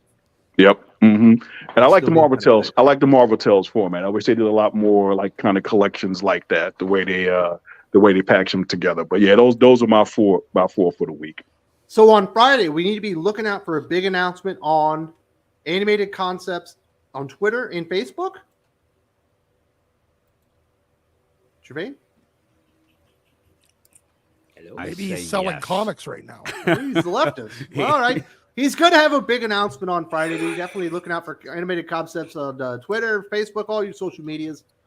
Cal Weidel also says, Josh, with Rings of Power and The Witcher, they made it clear as well that they don't like you. I know. I still think it's a very small. I think it's a smaller percentage of people that are just getting the most attention. I'll stand by that. All right. Sorry, Callum. You're not going to change his mind. There we go. I like Josh digging in with all those bad takes. What else we got? Yule Carter, you are a comic book retailer. What were you recommending to people this week as the best comic book? All right, I'm so glad I'm number 2 because nobody's going to be able to say Ambassadors number 3 first because Travis Charest did the artwork. The story is beautiful. The art is beautiful. The series has been really great. You can read them all singly. You don't have to read all the other ones. But you should because they're all great. You should. It's special. I mean, it's really good, and I highly recommend it. Clobbering Time 2, I did read it. There's a lot of people talking about it. You just got to read it, get through it, and you'll understand. It's great art. And, and most importantly, Action Comics number 1054 by Philip Kennedy Johnson. You want to look forward to something? Look forward to his Hulk. Because this mother knows Superman. His interaction with Metallo at the end of this story was so Superman. Anybody that says Superman's boring, he gets beat up or he can't get beat up, he's super strong, all the stuff that people say about the character is so perfectly illustrated why they're wrong in this one little 12-page story. And it's just fantastic. Is it as good as the Leah Williams Power Girl story? That's not in this one anymore. Oh, yeah. He's done. Thank goodness. It's a Steelworks instead. No Michael Dorn yet. No. Very nice. But that story on Superman, it's just, man, it's so cool. I like that one. That one's a good one. Very good. Who else we got? Eric O'Sullivan. What do you recommend? Hello, I've got the ubiquitous brown paper comic book bag. Let's see what I got this week. I actually have a number 1 pick, and I want to tell you I would suggest it too, but I got a Star Wars funny book. I got Darth Vader, black, white, and red because Klaus Johnson does does a tale in here, and also Peach Momoko does one.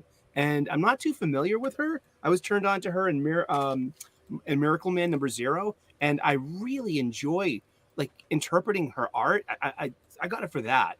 Do you like X-Men? I do like X-Men. She has a series called Demon Days, and it's 6 series. She writes and illustrates the entire thing. It's reinterpretations of X-Men in Japanese folklore. Oh, nice. And it's really, really good. If you can figure out what order to read it. Well, yes, you'll find out what order to read it, but Demon Days series. I got Alien number 1. Nah. Exactly. I tried it though. I got Sandman Universe, Nightmare Country, Glass House. This is the first time I've ever consciously read Tinian. This is okay. I'm a huge Sandman fan for the old stuff, so I'm glad I tried it. You've read one Tinian book. You've read them all though. Yeah.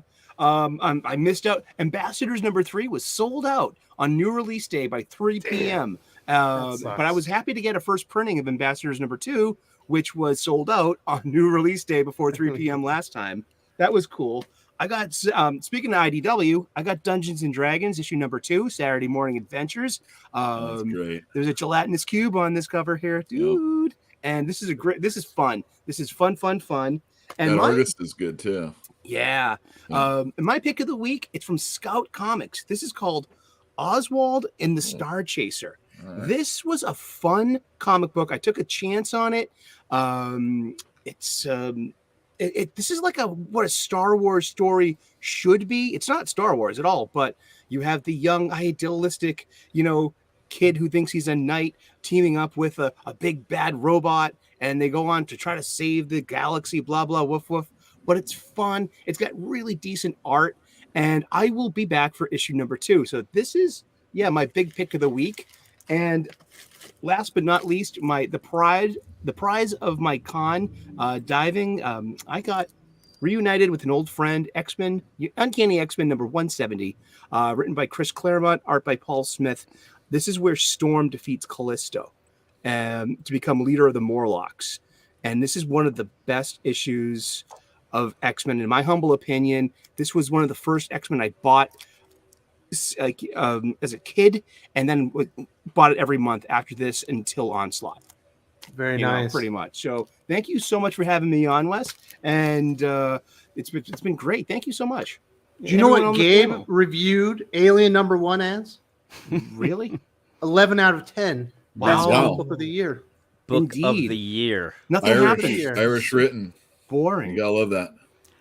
Alien's a tough thing. A lot of times there's some downtime that is boring in the Alien stuff. Well, it's part 1 of 6, so like everything's written for the trade. So I got to get over that, Yeah. And because written for the Do trade. not lower your standards down to them. They need to raise themselves up to you, sir. Yeah. Never give it. Never retreat. Never surrender. Thank you. Very nice. Cool. I can subscribe. Sometimes you just gotta If wait Gabe it didn't out. give it an 11 out of 10, that's impossible. I don't think he even reviewed it. Josh, have you done any recommendations yet? I do. So I've got my main recommendation is going to be The Mighty Barbarians by Michael Morici. If you didn't pick it up, it's a solid start. I mean, it's very much a start, but it's a solid start. You got Cole the Conqueror. You got Morgan Le Fay. Who else is in that? It's a bunch of different characters coming from different things, and they're coming together. So it's a solid start. Highly recommend it.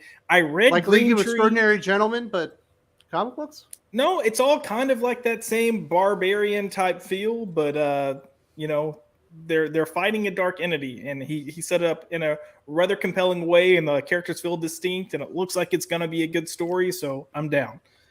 Read Green Tree, I think it's called Green Tree. It was I mean, we talked about wanting more titties. If you want to see someone that looked like she was a model who then moved to Portland and then decided to start walking around naked, murdering people or encouraging people to murder people, that I never said I wanted that more in comic books. I was just saying that's what saying. is. There's Which one was that? I am Green in. Tree. Green World Tree. Tree? World Tree? Is it World Tree? World Tree. World By Tree. James Tynion? Yeah. Yeah. It was The Portland part. The Portland part turns me on the most there. Oh yeah. When I mean, you you get It was interesting. I mean, It was like weird. they've got Every a Tynion gimmick. book is somewhat interesting and It's very, very very similar. boring. Yeah. You can always tell a book's going to have really long longevity when you can't remember the name of the fucking title. I don't even know how to pronounce it. Well, I liked his nice house on the lake. I thought did that too. Was fantastic. This one I thought was And- look, if you want to know what World Tree's about, do y'all remember the M. Night Shyamalan movie The Happening, where the Yeah. plants were like, okay, Yeah. so this is like that, but with tech. Right. Yeah, with social media and tech. It could Yeah. be cool, it just wasn't that great. Yeah. Other than that, I definitely picked up Ambassadors, and I'm surprised you didn't mention Local Man. I picked it up, but I haven't read it I yet. forgot, but it's good. Oh, okay. Yeah. I said it in chat. Local Man's excellent. I Yul can't believe I Carter like says Tim local man Seeley. blows. Don't read it. We got I cannot believe that Tim Seeley is writing a comic that I care about. That is shocking. Yeah. Don't see that often. Although he had a Masters of the Universe in Batman comic that, or no, it was Injustice comic that wasn't that bad. Yeah. But Mr. DC Comics, I recommend Wesley Snipes' The Exiled book. Action Comics, World's Finest, Superman and Superman Lost. This man is on a Superman kick. I did agree. pick up Exiled. Great I time. haven't read it. I've got the first 3 issues, but I need to read it. Very nice. This is a good time to be a Superman comic book fan. Yeah. I think right now. I'm Not as really good as DC enjoying it. Rebirth, but I know what you're saying. There's some good stuff. All right. Rebirth, when they I had have to think Superman about Action Rebirth. Comics and Super Sons, Like all action happened at the was same time. good, but it wasn't like. I don't think it's as good as Philip Kennedy Johnson right now. I agree. well, I don't think that what Josh Williamson is doing on Superman is good as Peter J. Tomasi. But Superman or Gleason Super and Sets. Campbell are comparable, so I think that's Well, pretty it does much have a very good wash art. overall. I'll give you that. You know? There you go. But no, it's a good time to be a Superman. I mean, it fan. is. They put a little It's emphasis on the better character. than it's been for a while. Absolutely. Yeah. Good call, Mr. yeah. DC Comics. All right, Jim. You Yep. made it through another show. You didn't pass out or anything. You're off the Ritalin. Yeah. It wasn't I'm Ritalin. off the it was, Adderall. They're going to put me on Adderall. Ritalin, but I still even have to wait till Tuesday for that. I'm having problems. I'm You telling sound you. like the Audio's Micro not Machines Ritalin. guy again. Hello. Do I? Or is this you just me? sound Do I like the sound? Micro All right. Well, Machines. there we go. I'm the Micro Machines guy. I'm going to go with Yul, though. I'm going to go Action Comics Ambassadors. I'll also throw Green Arrow in there, the number one, kicking off the Dawn of DC stuff with that. But I do like Phil Kenny Johnson's story a lot in the Action Comics. The Steelworks I was hoping to like a little more. It was okay. It was kind of just mid there, but yeah, the Action Comics it's the same price. It's $4.99. The Phil Kennedy Johnson is worth the price right there. Everything else can be bonus. People like the Young John, so you get that with Dan Jurgens as well. Uh-huh. But yeah, there you go. Jim sounds like an android that did a shit ton of cocaine. Yes.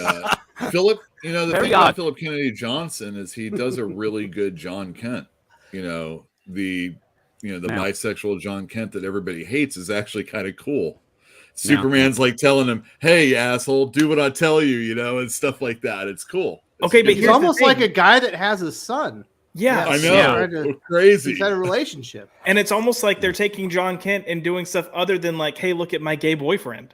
Well, and it's Yeah. just like when Chip Zdarsky Shocking. was writing Tim Drake. I was like, "Oh my god, this is a cool character!" All of a sudden. So you mean to tell me having a competent writer, unlike Tom Taylor, who is an incompetent buffoon, actually makes a difference in the product? Well, I I'm think Tom shocked. Taylor could be tightened up by a No, stronger no, he editor. cannot. No, he could. He No, could. he He cannot. could be. Yeah, he could. Tom He- King, except he can't. I don't think so, but yeah, he could Yeah. get it done. He could be a By the Fabian way- Nicieza. Josh, This is I'm not a robot, but might be snorting coke. Who knows? All right, Doc, you're last. Are you recommending this Harley Quinn book that we review on Monday? No.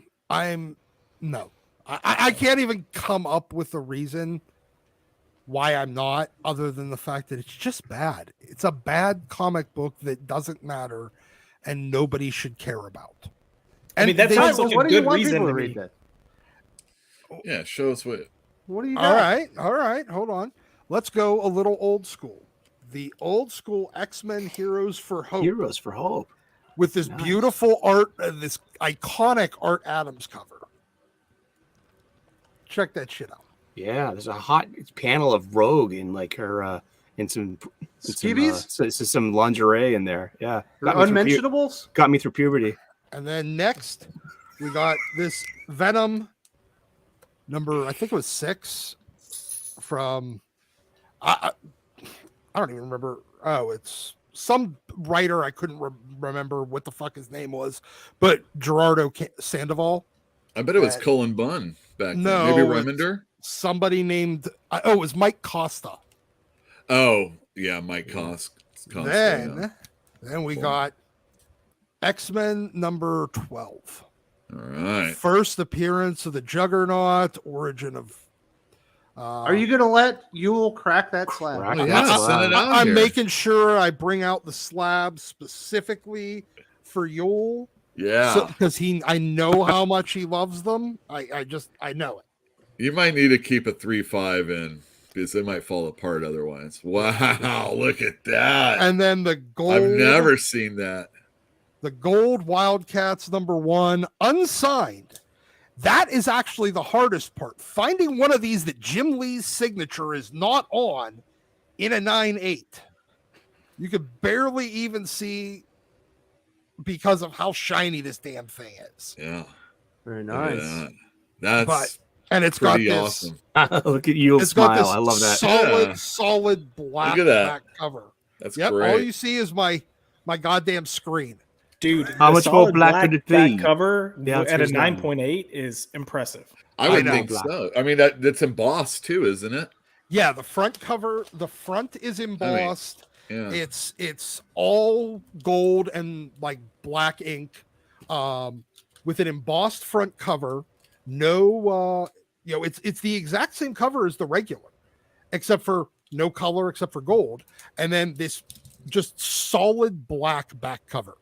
So trying to get it in a 9.8 in grade, these things are a nightmare. And trying to find one that's a 9.8 that doesn't have Jim's signature on it is even harder.